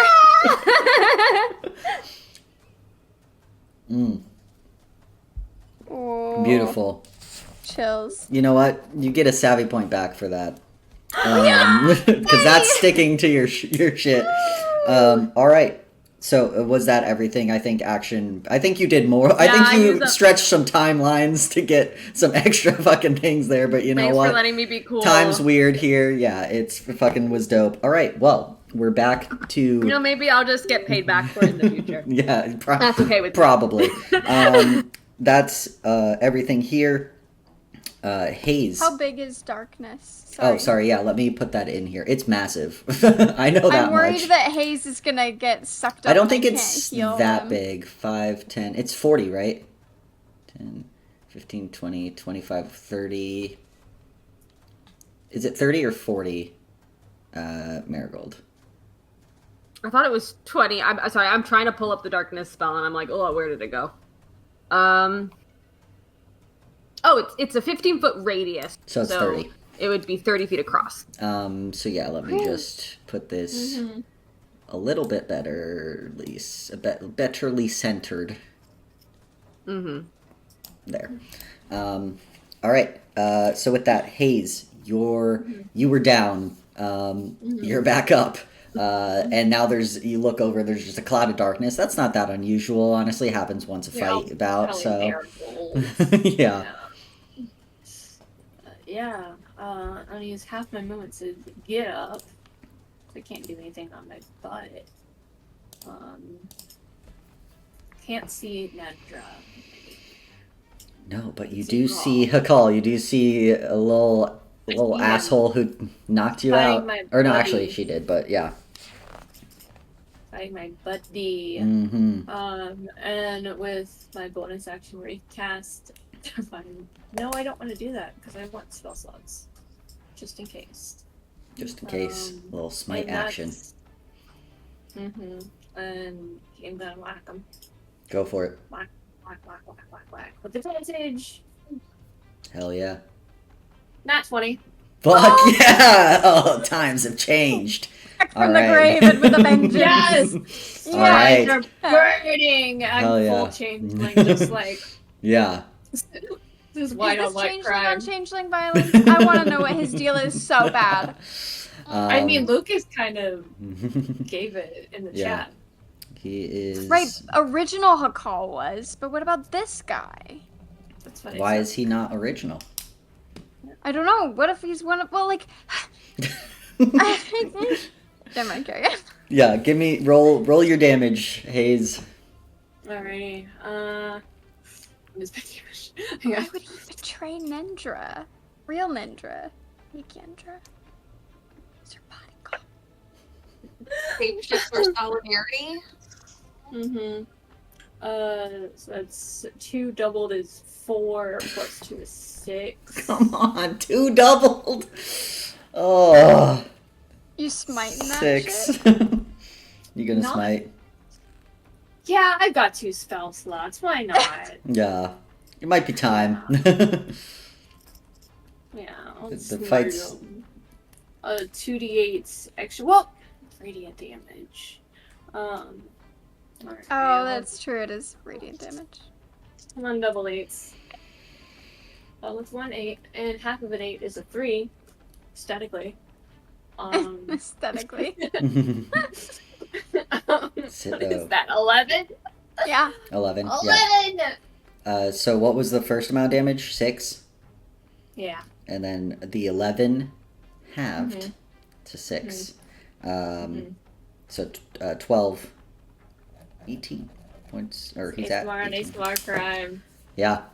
All right. Yeah, Hakal takes a staggering hit, Teddy, as you just see Hayes come up with a fucking hammer.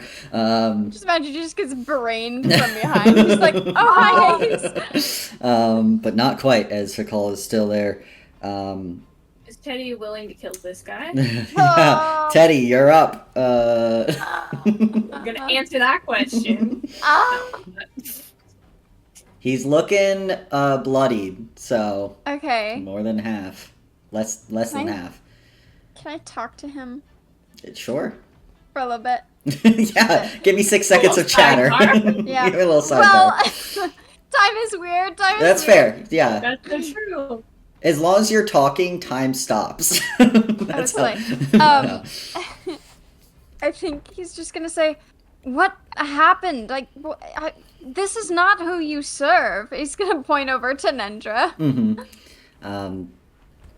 And Hakal's gonna kind of look a bit confused that like you're talking in the middle of combat and be like, "What are we doing here?" And Hakal's like, "Lady Nendra can control time. How do I know that the person I signed with wasn't Lady Nendra? She can be in the past, she can be in the future. Who's to say?" And that's good enough for you? I choose loyalty to this family. And technically, still your turn. But it's Yin, it's not Lady Nendra! Well, but if I get where he's coming from, but so conflicted. Okay. Yeah, I couldn't give you an easy human to kill. You have to kill another ASMR. I don't know if okay. As long as you don't use a spell, you could do non-lethal damage. I could. Well, I've already cast Shillelagh on my quarterstaff, which makes it count as a magical weapon, which I think means that I Yeah. can't do non-lethal. No. So I think that I am going to Cry? yeah, I don't know. Okay. There's so many things that I want to do right now, and they all cost the same. Okay. First of all, I'm gonna try and hit him with my stick. All right. Yeah. See. Hang on. Teddy having a I'm so crisis right now. conflicted. Well, okay. I'm just trying to think 2 steps ahead here. Blah, blah, blah, blah, blah. Too bad she's in dark. I guess if we could have, if she hadn't saved on that moonbeam, she would have been exposed. Okay. That's what I'm assuming gonna do, he doesn't know. yeah. But he keeps calling her Lady Nendra. I think that, like, what I got from that was, like, oh, who says the original Lady Nendra wasn't Yin? It hasn't been Yin all along. Yeah. Oh. Instead of hitting him with my stick, I'm actually just gonna use my action to turn into my symbiotic entity form. Okay. I also love Maybe that that's Sarah's dumb. just like eating popcorn, being like, "Oh my god, I never considered that." Wow. Sarah's just watching a movie right now. All right, symbiotic entity. You got spores. Symbiotic entity. Spores have entered the playing field once again, so I'm gonna get some temp HP. I get Beautiful. 12 of them. That's a lot. Hell yeah. I know. It's really That's great. good shit. And this is where I always lose it. Is This is where you lose it? Are you sure, Teddy? I just get confused. It's the Halo with Spores thing. So it's blah blah blah. When a creature you see moves in or starts its turn there. So okay, I won't do anything to him this turn, but on his turn I will do stuff to him. Okay. As a bonus action that I still have, I'm gonna use a healing word on Hayes. Beautiful. Buddy up a little better. Beautiful. Oh my gosh, I roll so good on healing word. He is meant to be a He's healer. meant to be a healer. I classed him wrong. You're gonna take 4 plus. Oh gosh, where's the spell? 4 plus. I think 4. Yeah. So 8 points of healing. Okay. Thanks for being patient with me while I have a crisis. Dusty. I think you see him kind of like go to like attack with his thing, and he just kind of can't bring himself to do it, so he Fucking instead PTSD. kind of like twists it to get Hayes, and instead just kind of crusts up a little bit with his temp HP. All right. He's a lover, not a fighter. He's a lover, not a fighter. I love him. The dice are telling you. Yeah, they really are. Ay. All right. I won't show my Back to spore bar, the but whatever. top of the round. Nendra, now surrounded by darkness.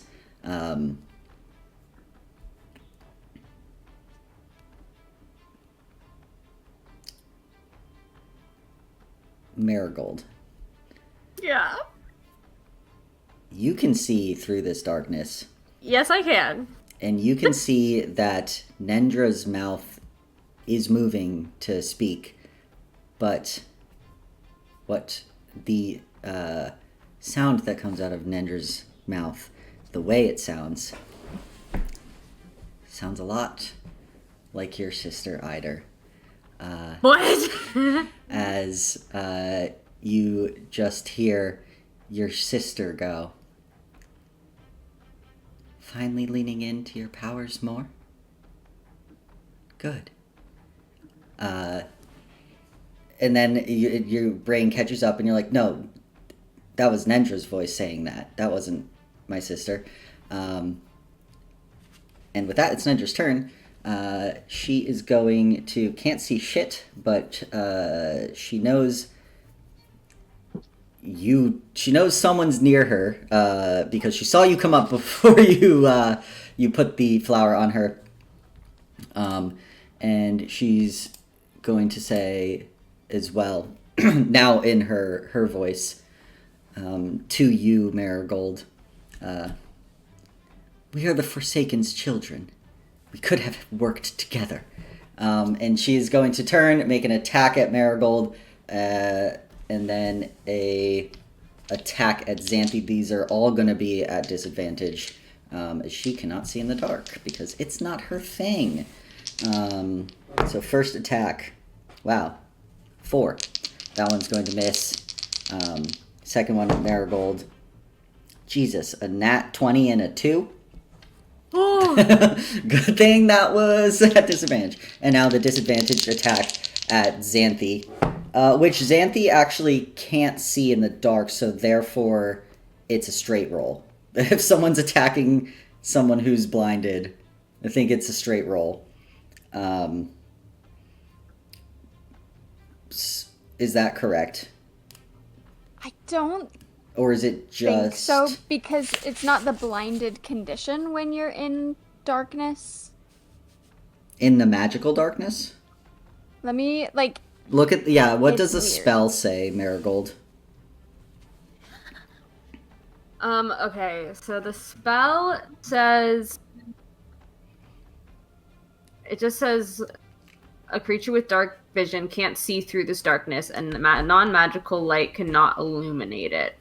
It doesn't say anything about being blinded. Wait. It should, Yeah, it doesn't because- say anything about it being should, blinded because or... The heavily darkness...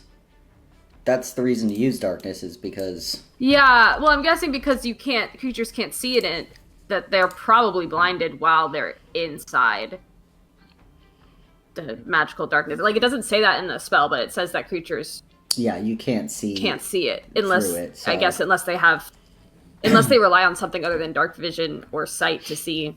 Okay, so yeah, we won't call it blinded, so then, because then it's just a disadvantage for me, it's not a straight roll. So again, gonna miss with a 12. as Nendra's kind of wildly swinging out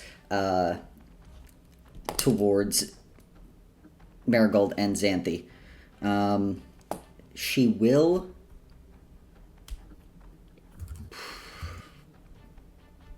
move, though. Damn, I wish I could... Can I click on both these at the same time? I can. She's going to go... Oh, I can't. She's going to go here, trying to escape, but it's attached to her. As she...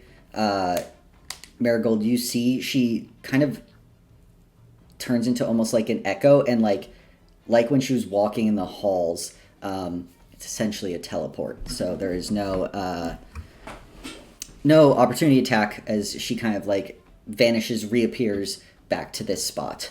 Xanthi, you're in bright.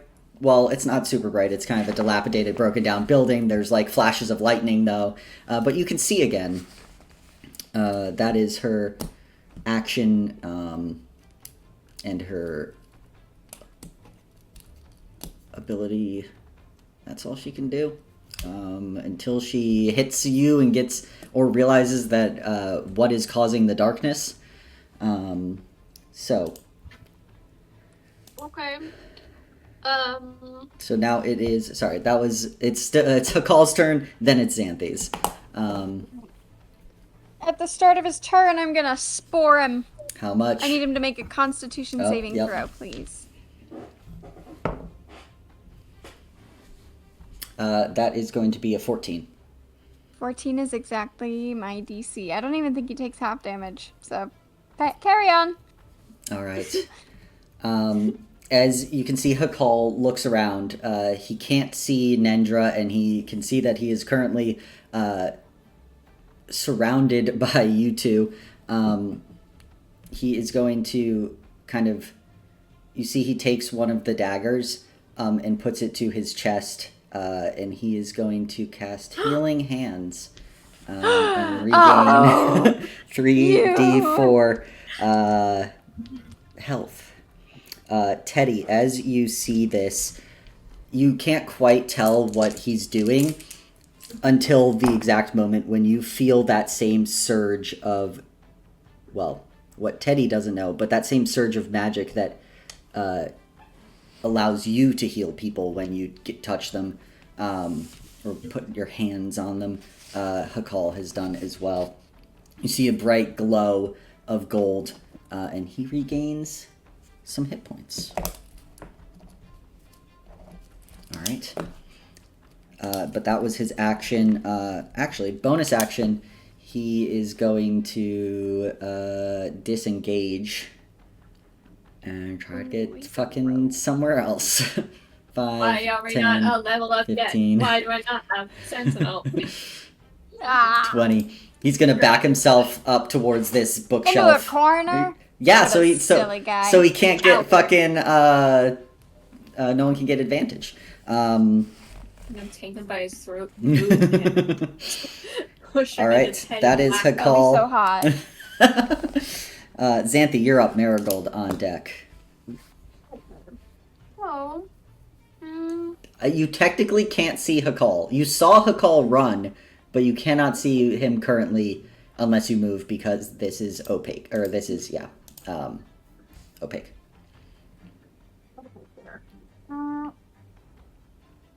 Okay, so, I cannot see her in this darkness, but I could still cast, like, an attack at her. It would just have disadvantage, is that right? Yes. And Toll the Dead might actually... Does it say a creature you have to be able to see? Or is it... what is the statement there? No, that is one that you can see. However, Guiding Bolt does not say that. That's it just true. says a target within range. Okay. So if you want to try, you may certainly. Okay. Well, it would be a waste of spell if I didn't, but 5, 10, 15. It is within range. You know what? They've got Hakal under control. He's running from them. Yeah. So Teddy's gonna go take care of him. It's fine. That's fine. Yeah, you know what? I'll try to cast Guiding Bolt at Nindra. All right, give me that So attack that roll is- at disadvantage. At disadvantage. Just a ranged spell attack. Yep. Okay. It's okay. I have a... I'm not gonna jinx myself. Nope. I'm not gonna say it. You said I'm gonna shh right now. Oh, that was a natural 20! Holy fuck! Hell yeah! But a 19 was my second Hey, one! okay, there we go. God. All right. Yes, that would hit. Whatever its plus, that is more than enough. Okay. So for 25, Yep, that hits. that is 46 radiant damage. So, 46. Okay, those aren't bad. I had 2 5s in there. Nice, 10, nice. 11, 12, 13, 14, 15, 16. 16 points of damage. Let's go. Hell Talking yeah. about your void.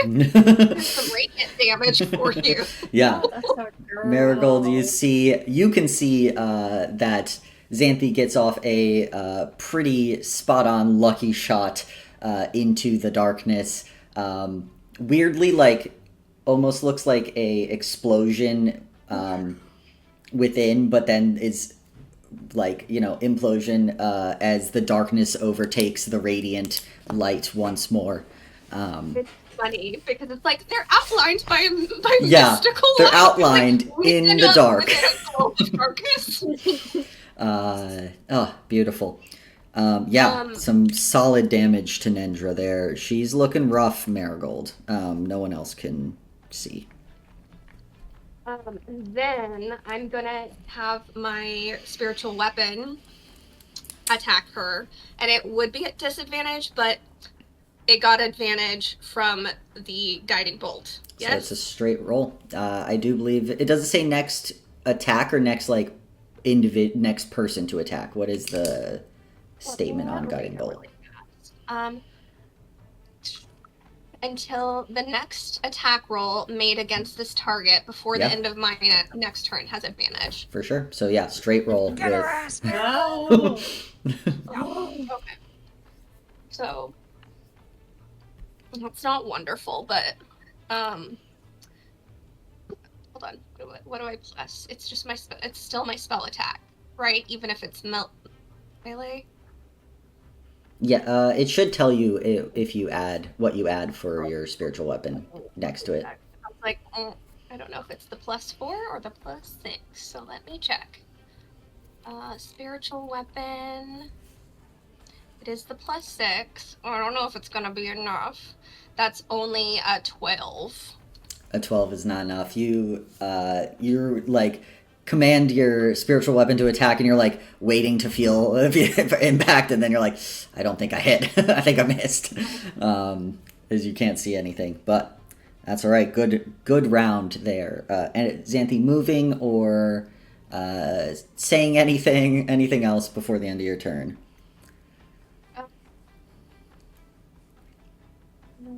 No, I think well, hold on. 5, 10, 15, I'm 20. I might just... I'm pretty badly injured. I'm gonna just back up so that she has to move to get it within range to cast stuff towards me. So I'm gonna actually go You just keep running all the way back here. Yeah. Get out of there. All right, Marigold, you're up. Hayes on deck. Okay, I'm going to approach Nendra. Marigold walks up to her. And says, "We could have worked together, but you were the one that betrayed me first. And then she like kind of like grabs onto her neck and says, "Where's my sister?" All right. Are you waiting for a response? A response, yeah. As you kind of grab Nendra, who can't see anything in this darkness, you hear Nendra go, "Your sister? I don't know. I've never met her." You spoke with her voice. You kind of, as you're holding her throat, you kind of hear her laugh a little bit, and she goes, "If you heard something that wasn't me, that is what lies in the void."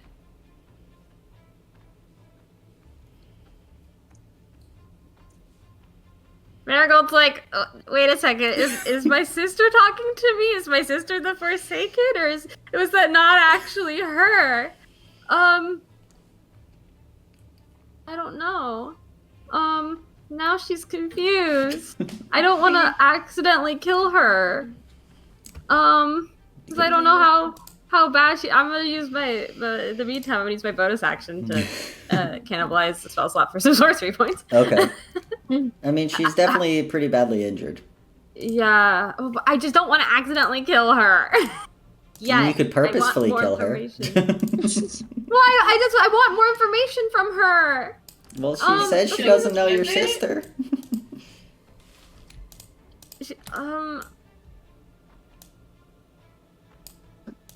Okay, I'm gonna do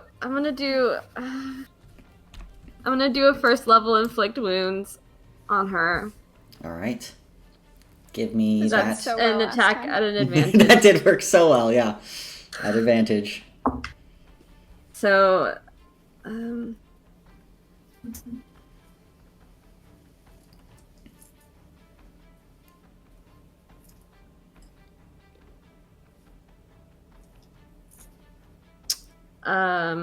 sorry. Math. I'm trying to find my spell modifier. 23 to hit. Yeah.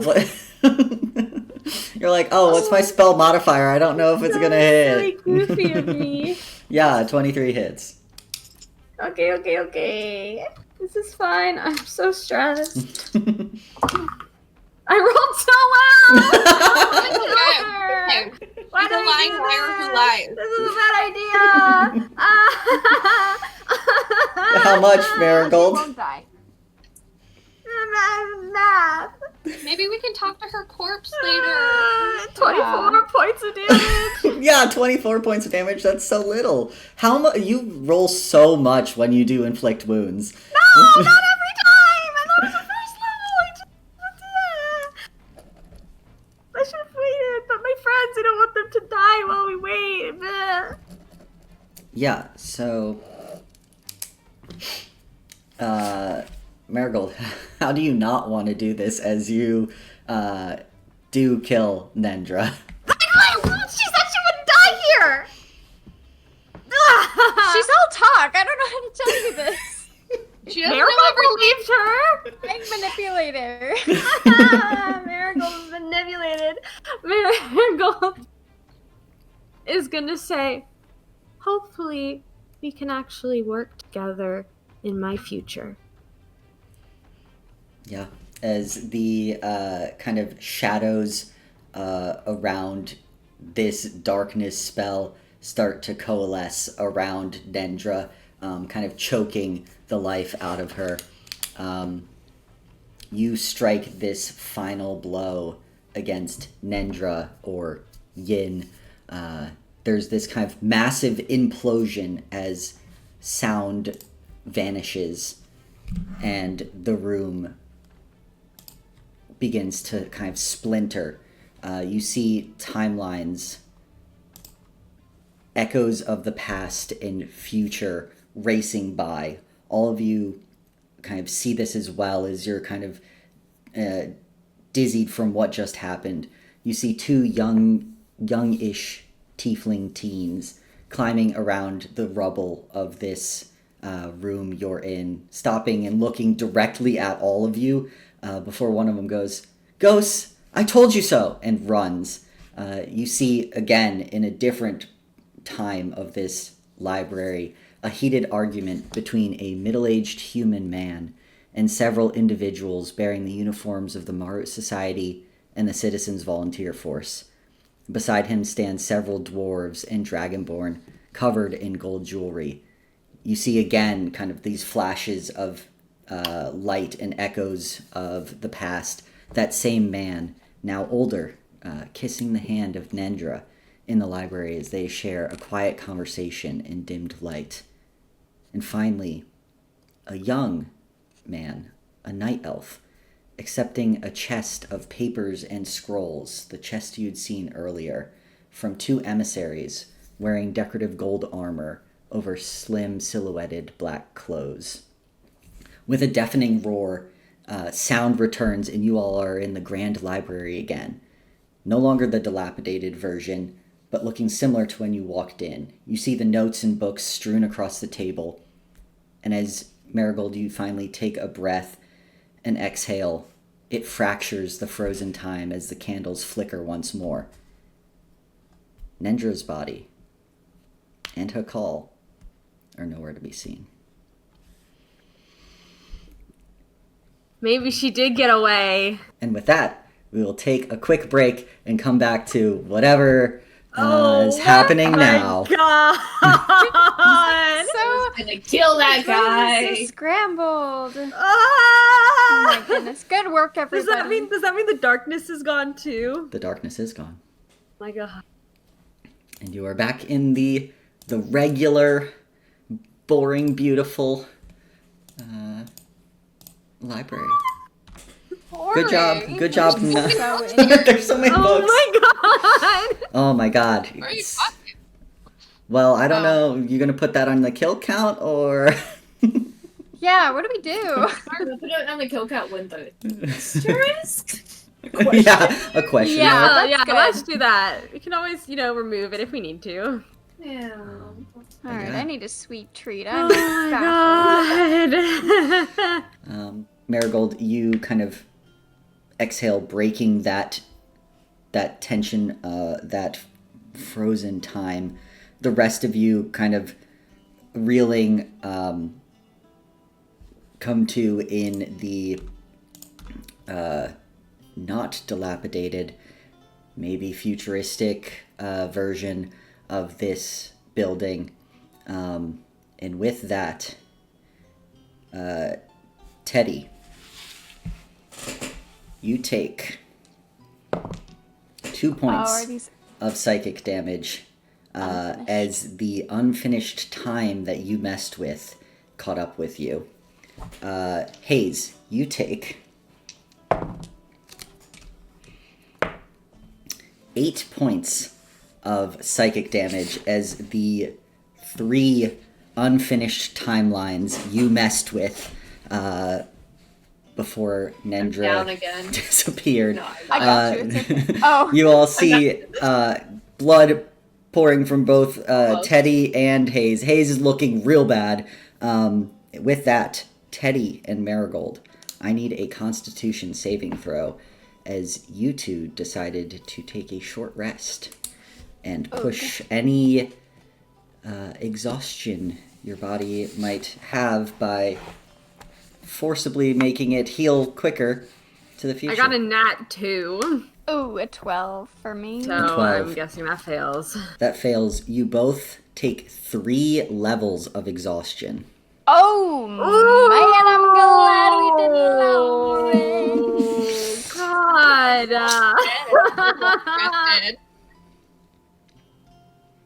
Buddy, are you okay? I think he just kind of goes, he doesn't go down, but I think he just kind of like collapses to the floor and he's like reeling from like everything, like nosebleed, whatever, like, just kind of like, I need a minute. He's gonna like lay down. I come over to you and give you A pat on the back. 7 points. And you're looking worse. He's gonna like try and push you off, and as he's doing that, you're gonna take 6 points of healing. Wow. Okay. Well, you take 7 anyway, so. I don't need them. Yes, you do. No, I don't. If I take them, I will be over full. Oh, okay. Like he is Never doing mind. just fine. You have a lot. He has a lot of temp. He's got a lot of temp, and also No. with aid, like he's at 23 out of 29 plus 10 temp, so he's doing a-okay. He ran away for a lot of. I think when the exhaustion finally hits Marigold, I think she's just kind of like standing, like staring, her arms still outstretched where Nendra was. And then just probably collapses onto, like, falls onto her knees. Mm-hmm. Run over to her. Is everybody She needs okay? healing.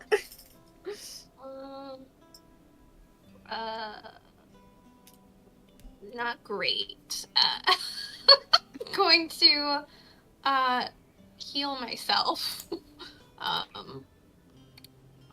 will. Yeah, I'm gonna cure wounds myself. 1d8 plus 4. Because I am not in a great way. Marigold, are you okay? I don't think she responds. I think she's still, like, just kind of staring ahead of her. I feel like,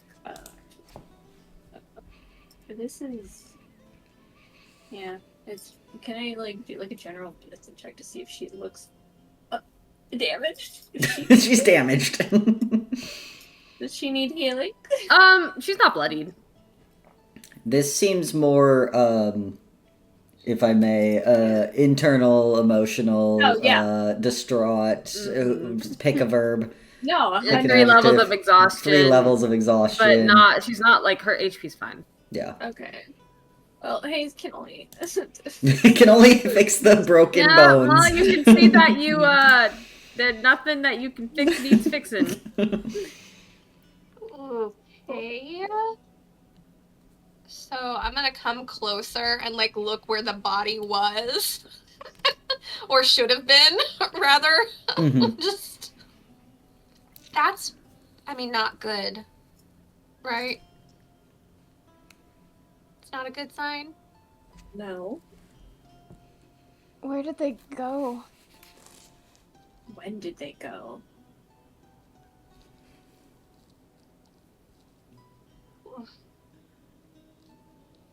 I'll And kind when of are like we?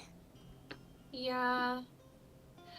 I'm gonna turn my head towards the table and be like, what was she so intently looking for? Yeah. Like, As you approach the table, go ahead and refresh Roll20. Whoa! Oh, so much stuff! Oh my God. gosh. This is what you see spread out on the table where Nendra had been writing and reviewing papers. Ooh, exciting! 9. 2.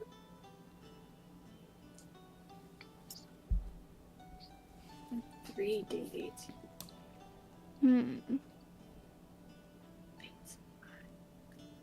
Oh, it used to just be Haven. Oh, wait, no. If it's south of... Oh, maybe that's the thing from the one-shot. It was a arcane battery cell. The one that almost exploded that we had to deactivate in the one-shot. Yeah.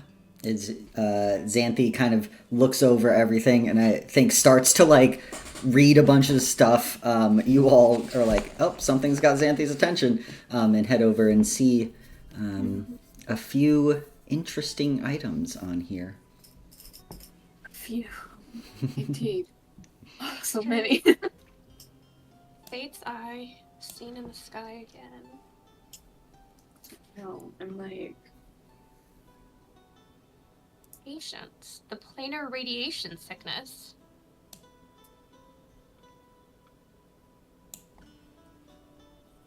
present equals past equals future.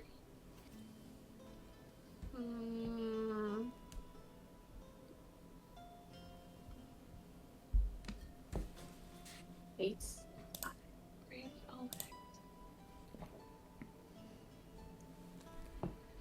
Final hour.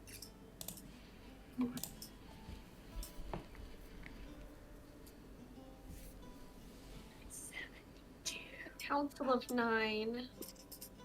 The 9 Schools of Magic. The Magocracy of Aeneas. So I'm guessing this paper right here that talks about it's been 7 hours, blah, blah, blah. Does this look really old? Yeah. It, in fact, Xanthi, looks very similar to the scraps of paper that you found in that chest. Or next to that chest. Like it was... Can we perhaps piece them one of the together things- like a puzzle, or? I will say that everything that I have intend for you to learn is here. I figured. Those pieces of paper are just, they could be a little carbon dating to be like, yes, that comes from the same time era, the same time. Okay, so month 3, day 18, hour 0. Can I recall if month 3, day 18 was one of those dates in the data that we saw that was one of the blips, one of the things that I'm happened? pulling it up right now. Yes. Blah blah blah blah blah blah through my notes. So our recording started after that. The first one we have recorded was the 2nd of the 4th month. So that's presumably when the memory stick got placed. Final 72 hours.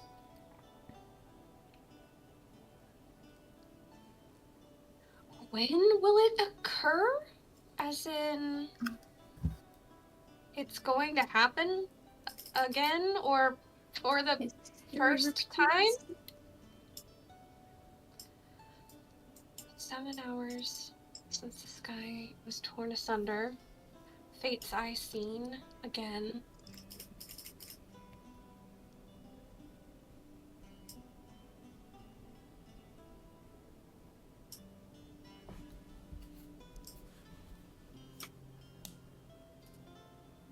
My people, and I'm asking for the aid of the city state of Kelnenheim for our survival.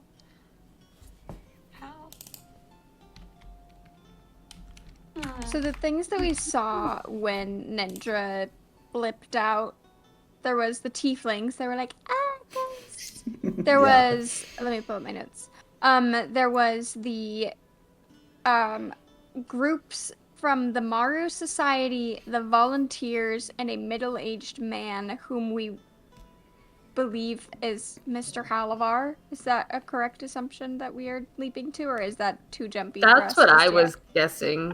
I think so too, yeah. Mm-hmm. Because Dwarves that same and man older was dragon- kissing her. Yeah. Dwarves Her secret and lover. Dragonborn were there, who we know to be the residents of Kelnenheim. So it Mhm. almost sounds like Jhalavar was around for the Aeneas business. Took stuff to Kelnenheim to preserve what culture and society they had. And then the dark elf that brought the chest... I don't know. Well, is this an ancestor of Halavar's, or is this, what was his first name? The husband. Was it Luke? something with a... Let me No, look it and was see. something else. This Luke, is like Luke Harris? He also I No, it wasn't. married into, he had a combined name. He married into the family as a human. Matthias Okay. Jhalavar. Matthias Wolf Jhalavar. Yeah. So I think this is a an ancestor. generations down. Lady Nendra is the she's the Halavar. He married into the family. That's the night elf is her relative. Mm-hmm.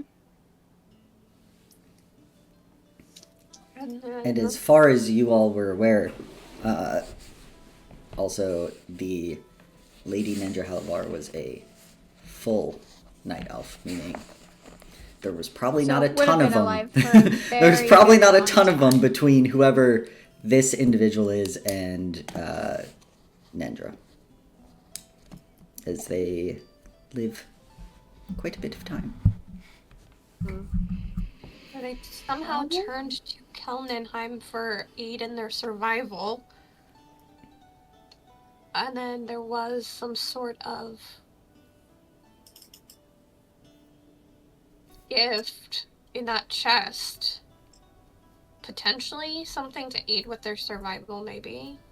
Because that night elf had the chest, which, I mean, was that, it looked like the chest that was in that kind of room. Yes? Mhm. Yeah.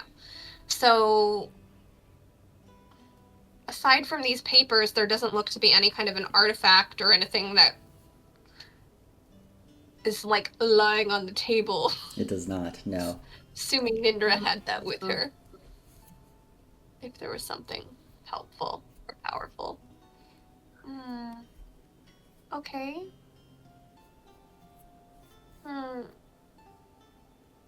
Fate's Eye. Never heard of that.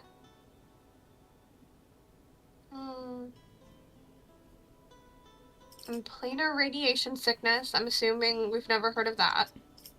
That's not entirely The true. Fate's Eye is the extra star. That's what I'm thinking. I'm going to check to see if it's in the if I remember on the calendar. It's not in when, the calendar. I just looked in the calendar. when for that did day. Darius and Marigold have their heart event? It was in. It wasn't in month 3 though. It was not, because it had to be in month 4.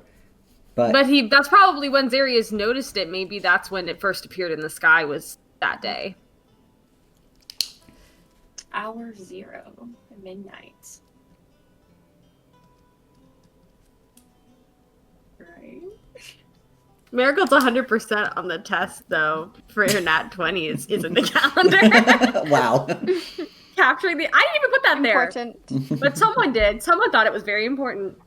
And that person wasn't me. There's another reference to the marches. Yeah. So it sounds like maybe... So the Jhalavars we believe to be the night elf family. Mm-hmm. What... Do we know Matthias's other surname? Wolf. I don't think we do. Wolf, yeah. Wullff. Wolf. Of course. I'm wondering if the Wolf family... No, actually, I don't know what I was going for that.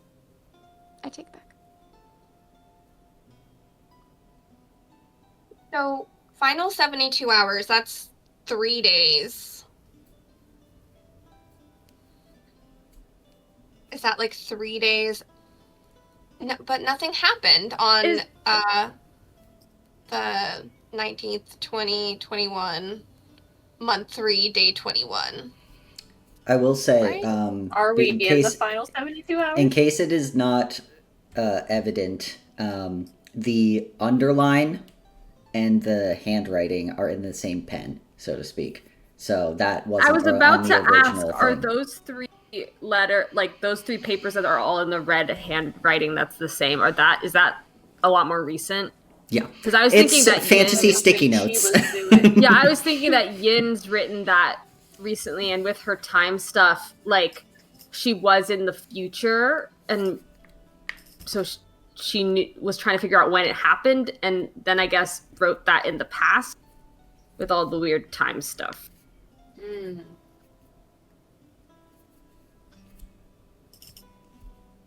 Whereas the other, well, there's 2 different handwritings though. The Jhalavar, that's a different handwriting than the one who talks about the planar radiation. Do we think that's the doctor guy that Teddy possessed in the dream? That's Teddy what possessed. I'm thinking. Teddy took over.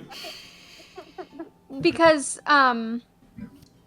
there's the radiation sickness that the planar sickness that he saw in his dream. And also the remain with my patients. The guy was kind of looking at an apocalyptic scape outside the window. So, I mean, that seems pretty hand in hand. But we don't know who that is. Could that be a Wolf lineage? maybe? Oh no. Who knows? The carving in the table is also the same handwriting as Yin's handwriting. Mm-hmm. It is, yeah. Because I was like, I don't want to put. I was Yeah, I like, feel like how do it's I make it look half. cool? How do I stop putting looks 50 sticky awesome. notes? And you know, when you're just so like, "Ugh," you just got to carve it into a really nice, expensive table. That's not yours, so you're fine. I mean, I guess technically it is Yin's now, but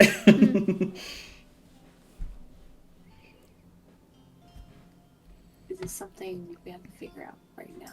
I was It is gonna not. say I need to sit on Seems this. so. it is not. Yeah. I feel like we have more pieces of the puzzle to find. Yeah, let's collect these and just stick them in Yeah. Zay's journal You and can collect them all. figure out when we are. Are there any like interesting books kind of collected on this table that I feel like would maybe help us in our pondering? I'm trying to figure this out. Not so much on the table, but if you want to do a quick peruse of the place before you leave, you can give me a investigation or perception check. This is about books, so roll well. Okay. So that is a dirty 20. A dirty 20. You start looking through all the books, and you first come across a book as you're just scanning for like anything that looks interesting or anything that like sticks out in your mind, and you see a book titled Control and Force: The Birth of a Mageocracy, and it sticks out to you because it is by Alondra Runetrapper. No, not my girl. Okay, all right. Your girl wrote another book. I had no idea. These are hard to come by. Okay. Just like swipe. Yeah, open just- your bag and swipe. Yeah, you pull this Generally, book. no shame. She is just taking whatever books Yeah. look interesting. I will be your camel if you want me to. Yeah. Because when her bag starts getting too full, she's gonna be like, "Come over here." You can start putting books. And then the second book, you're not quite sure why you picked this book up. Like, there's just a feeling, like a almost like electric kind of, you know, when you like a static feeling as you're looking over everything. It could have something to do with the 23 religion check you rolled before this. But you see what looks to be a obviously extremely old book, very thin and crumbling. And as you kind of pull off the shelf, you can see that it is in an archaic Elvish, which I think you know Elvish. You can read the title, and it's not only archaic Elvish, which is like, great, that's a little different, but it's also big words. But you can just quite make out it is The Science of Potentiality in the Arcane. And you look at this book and like flip open a few pages, you're like, whew, that's going to be a rough read. That one's going to need a later, we're going to have to really sit with that one. Gonna have to consult with the book club on that one. Yeah. But yeah, those are two of the books as you're perusing that jump out at you with that roll.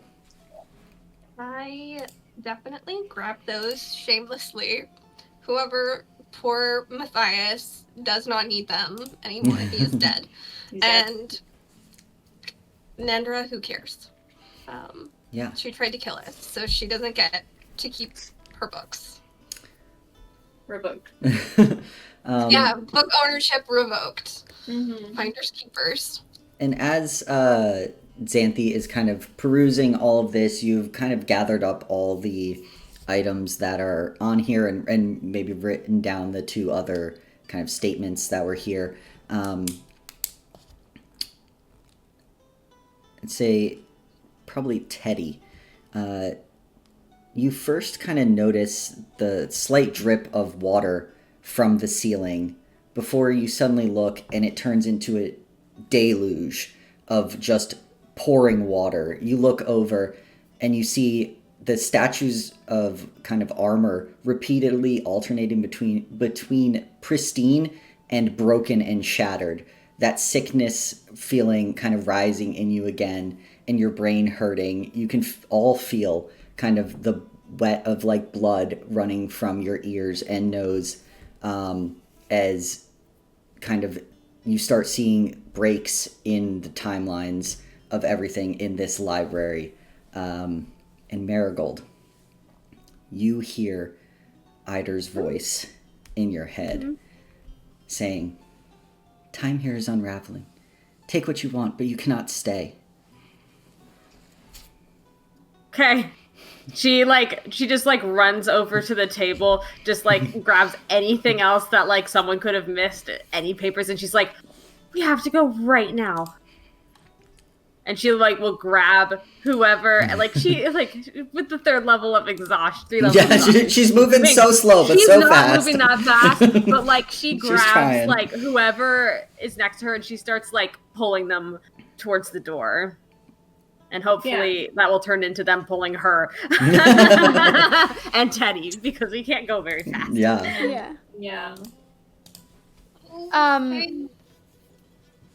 Oh, I don't have the music change. Let's get going. What were you gonna say, Meg?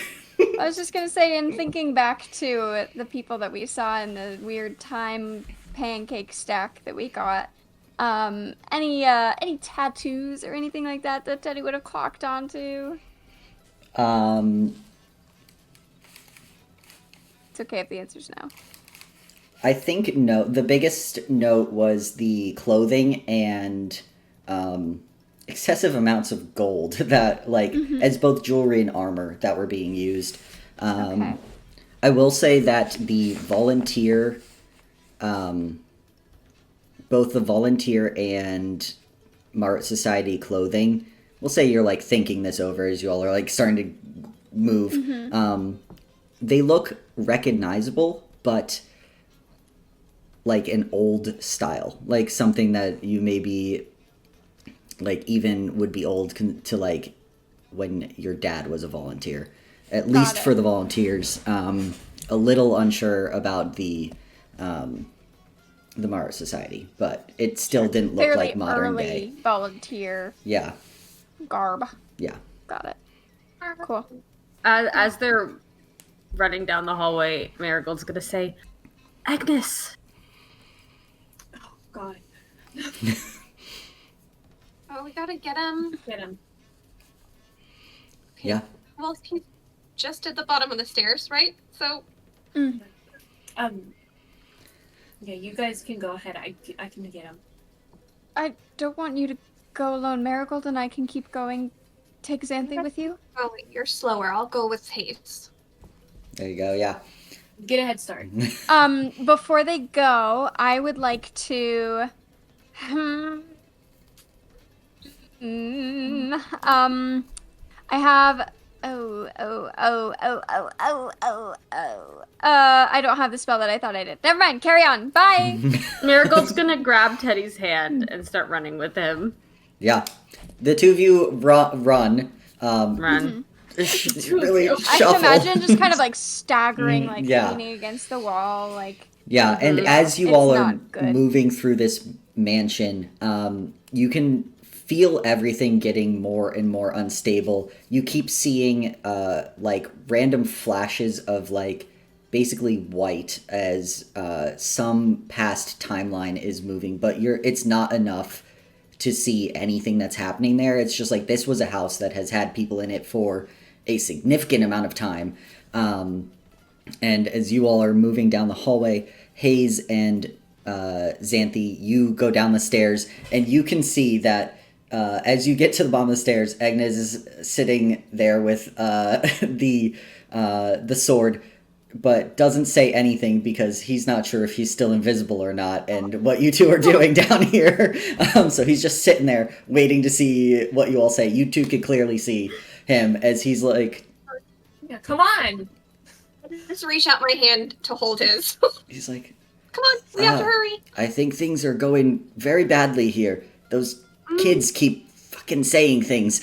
He's going to follow you. He's so Not crafty. good.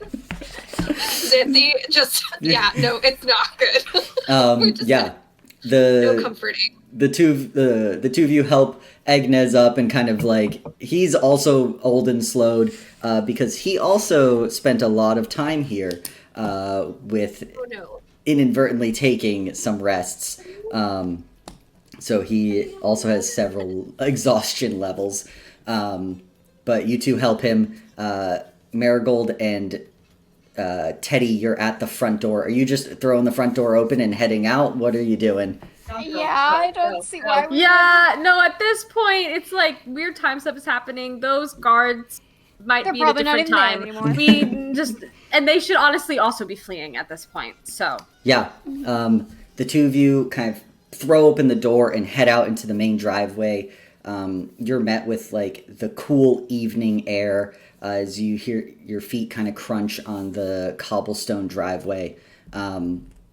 Hayes and Xanthi are quick behind you, helping, basically just like the two of them carrying Egnez, who's, older and a little frail. Can I put this man on my back? You can, yeah, sure. You can give him piggyback ride, or, piggyback ride.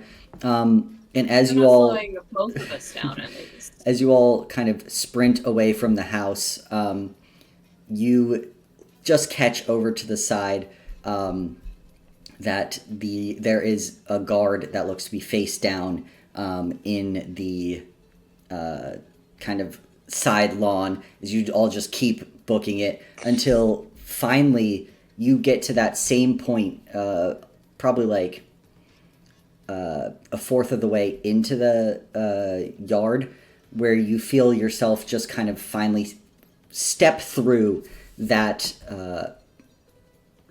feeling again, that sickness rise, and as you kind of stumble out of it, you are away from whatever weird time dilation was happening with that building.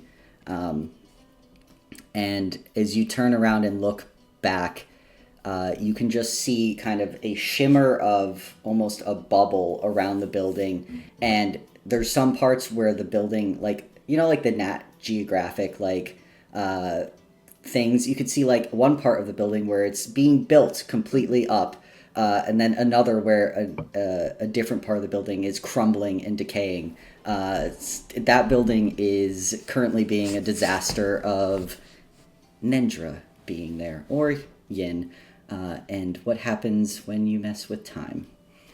But you all are away from that building. It is evening, and yeah, Teddy. Is there still an airplane merge happening, or has that ended? You kind of look around, and you can feel that it's windy, and you've felt this in the past where, sometimes air merges, they, just trail off. So you're not sure if one is still technically happening, but it feels to be weaker than at least when you were there before. Cool. So I don't think we're, 50 million years in the future or past, hopefully. Mm-hmm. I think Teddy's just, laying on the grass. Yeah, I think Marigold also, as soon as she's out, collapses probably next to Teddy. Yeah. And unfortunately, you don't have a tablet to currently look. No, we do not. If we pass anybody on the way home, he's gonna do what year is it? The Doc Brown, Yeah. Oh, man. Marty McFly! Yeah. Yeah, as you all kind of gather yourself and get ready to head home, you see that Egnez kind of turns to you all as oh, I really didn't think you'd get me out of there. Thank you.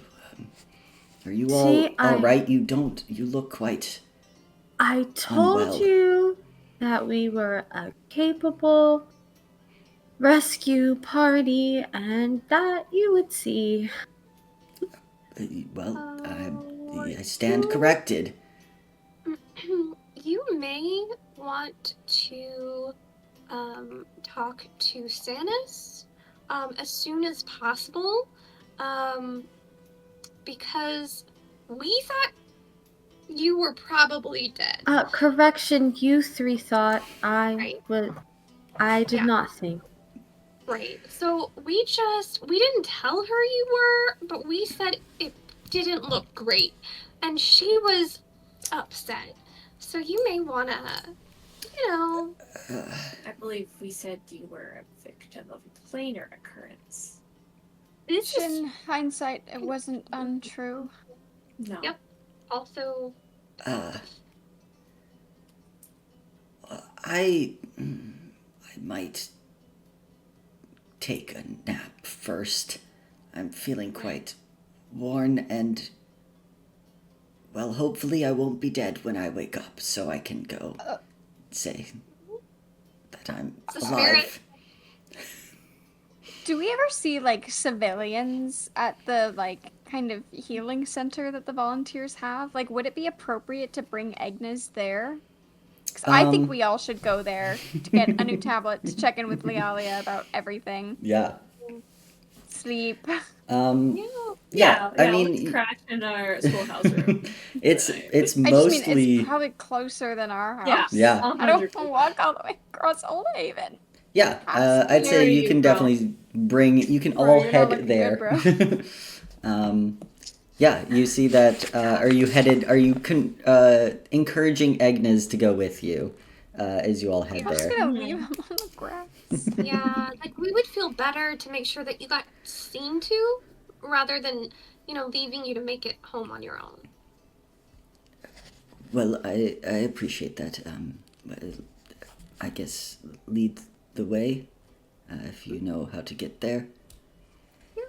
Yeah. And maybe we could take it slow, possibly. Okay, yeah, great. This man's still on my back.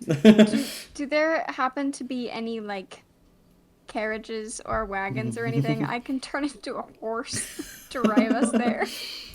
You look around and unfortunately you also are a little exhausted and you're just like blindly like looking around like, is there anything? And then you're like, screw it. It's more energy to look than to just walk. Yeah. Somehow that makes sense in your brain. We're gonna commit Grand Theft Manual, right? For breaking and entering.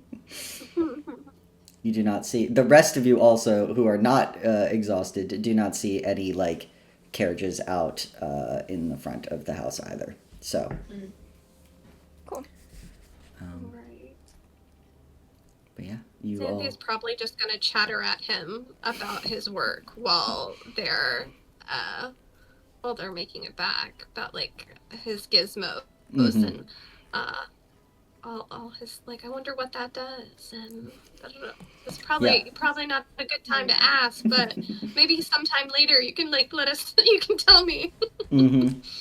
Poor man. I know, he's so tired. He just wants a nap. I know. But yeah, you all are walking back through Center Market towards the schoolhouse.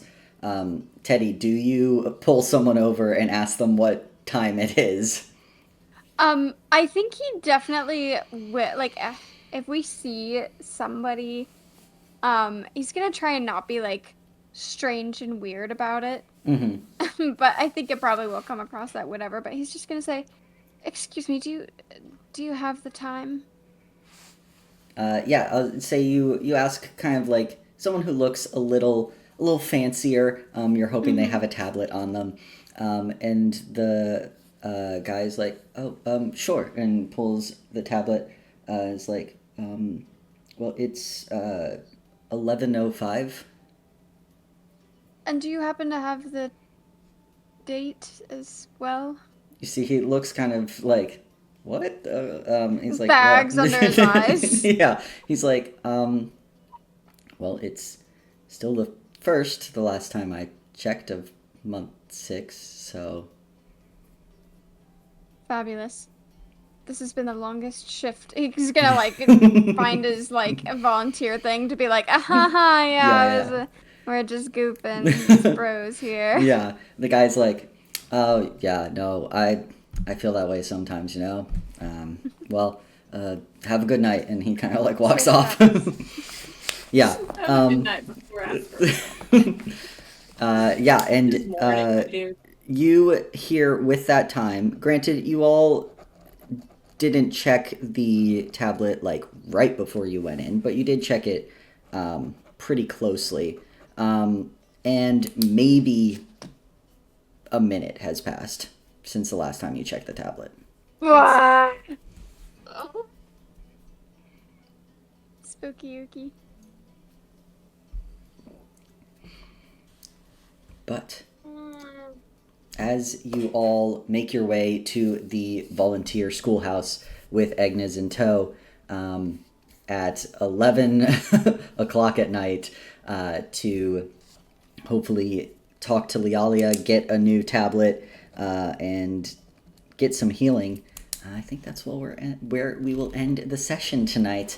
As you all have learned a lot of things, and I know you probably want to all gossip together and speculate for a little bit. Oh my Instead of doing it gosh, that for was 40 minutes crazy. on, Oh my on call. gosh. But hell yeah. Mm.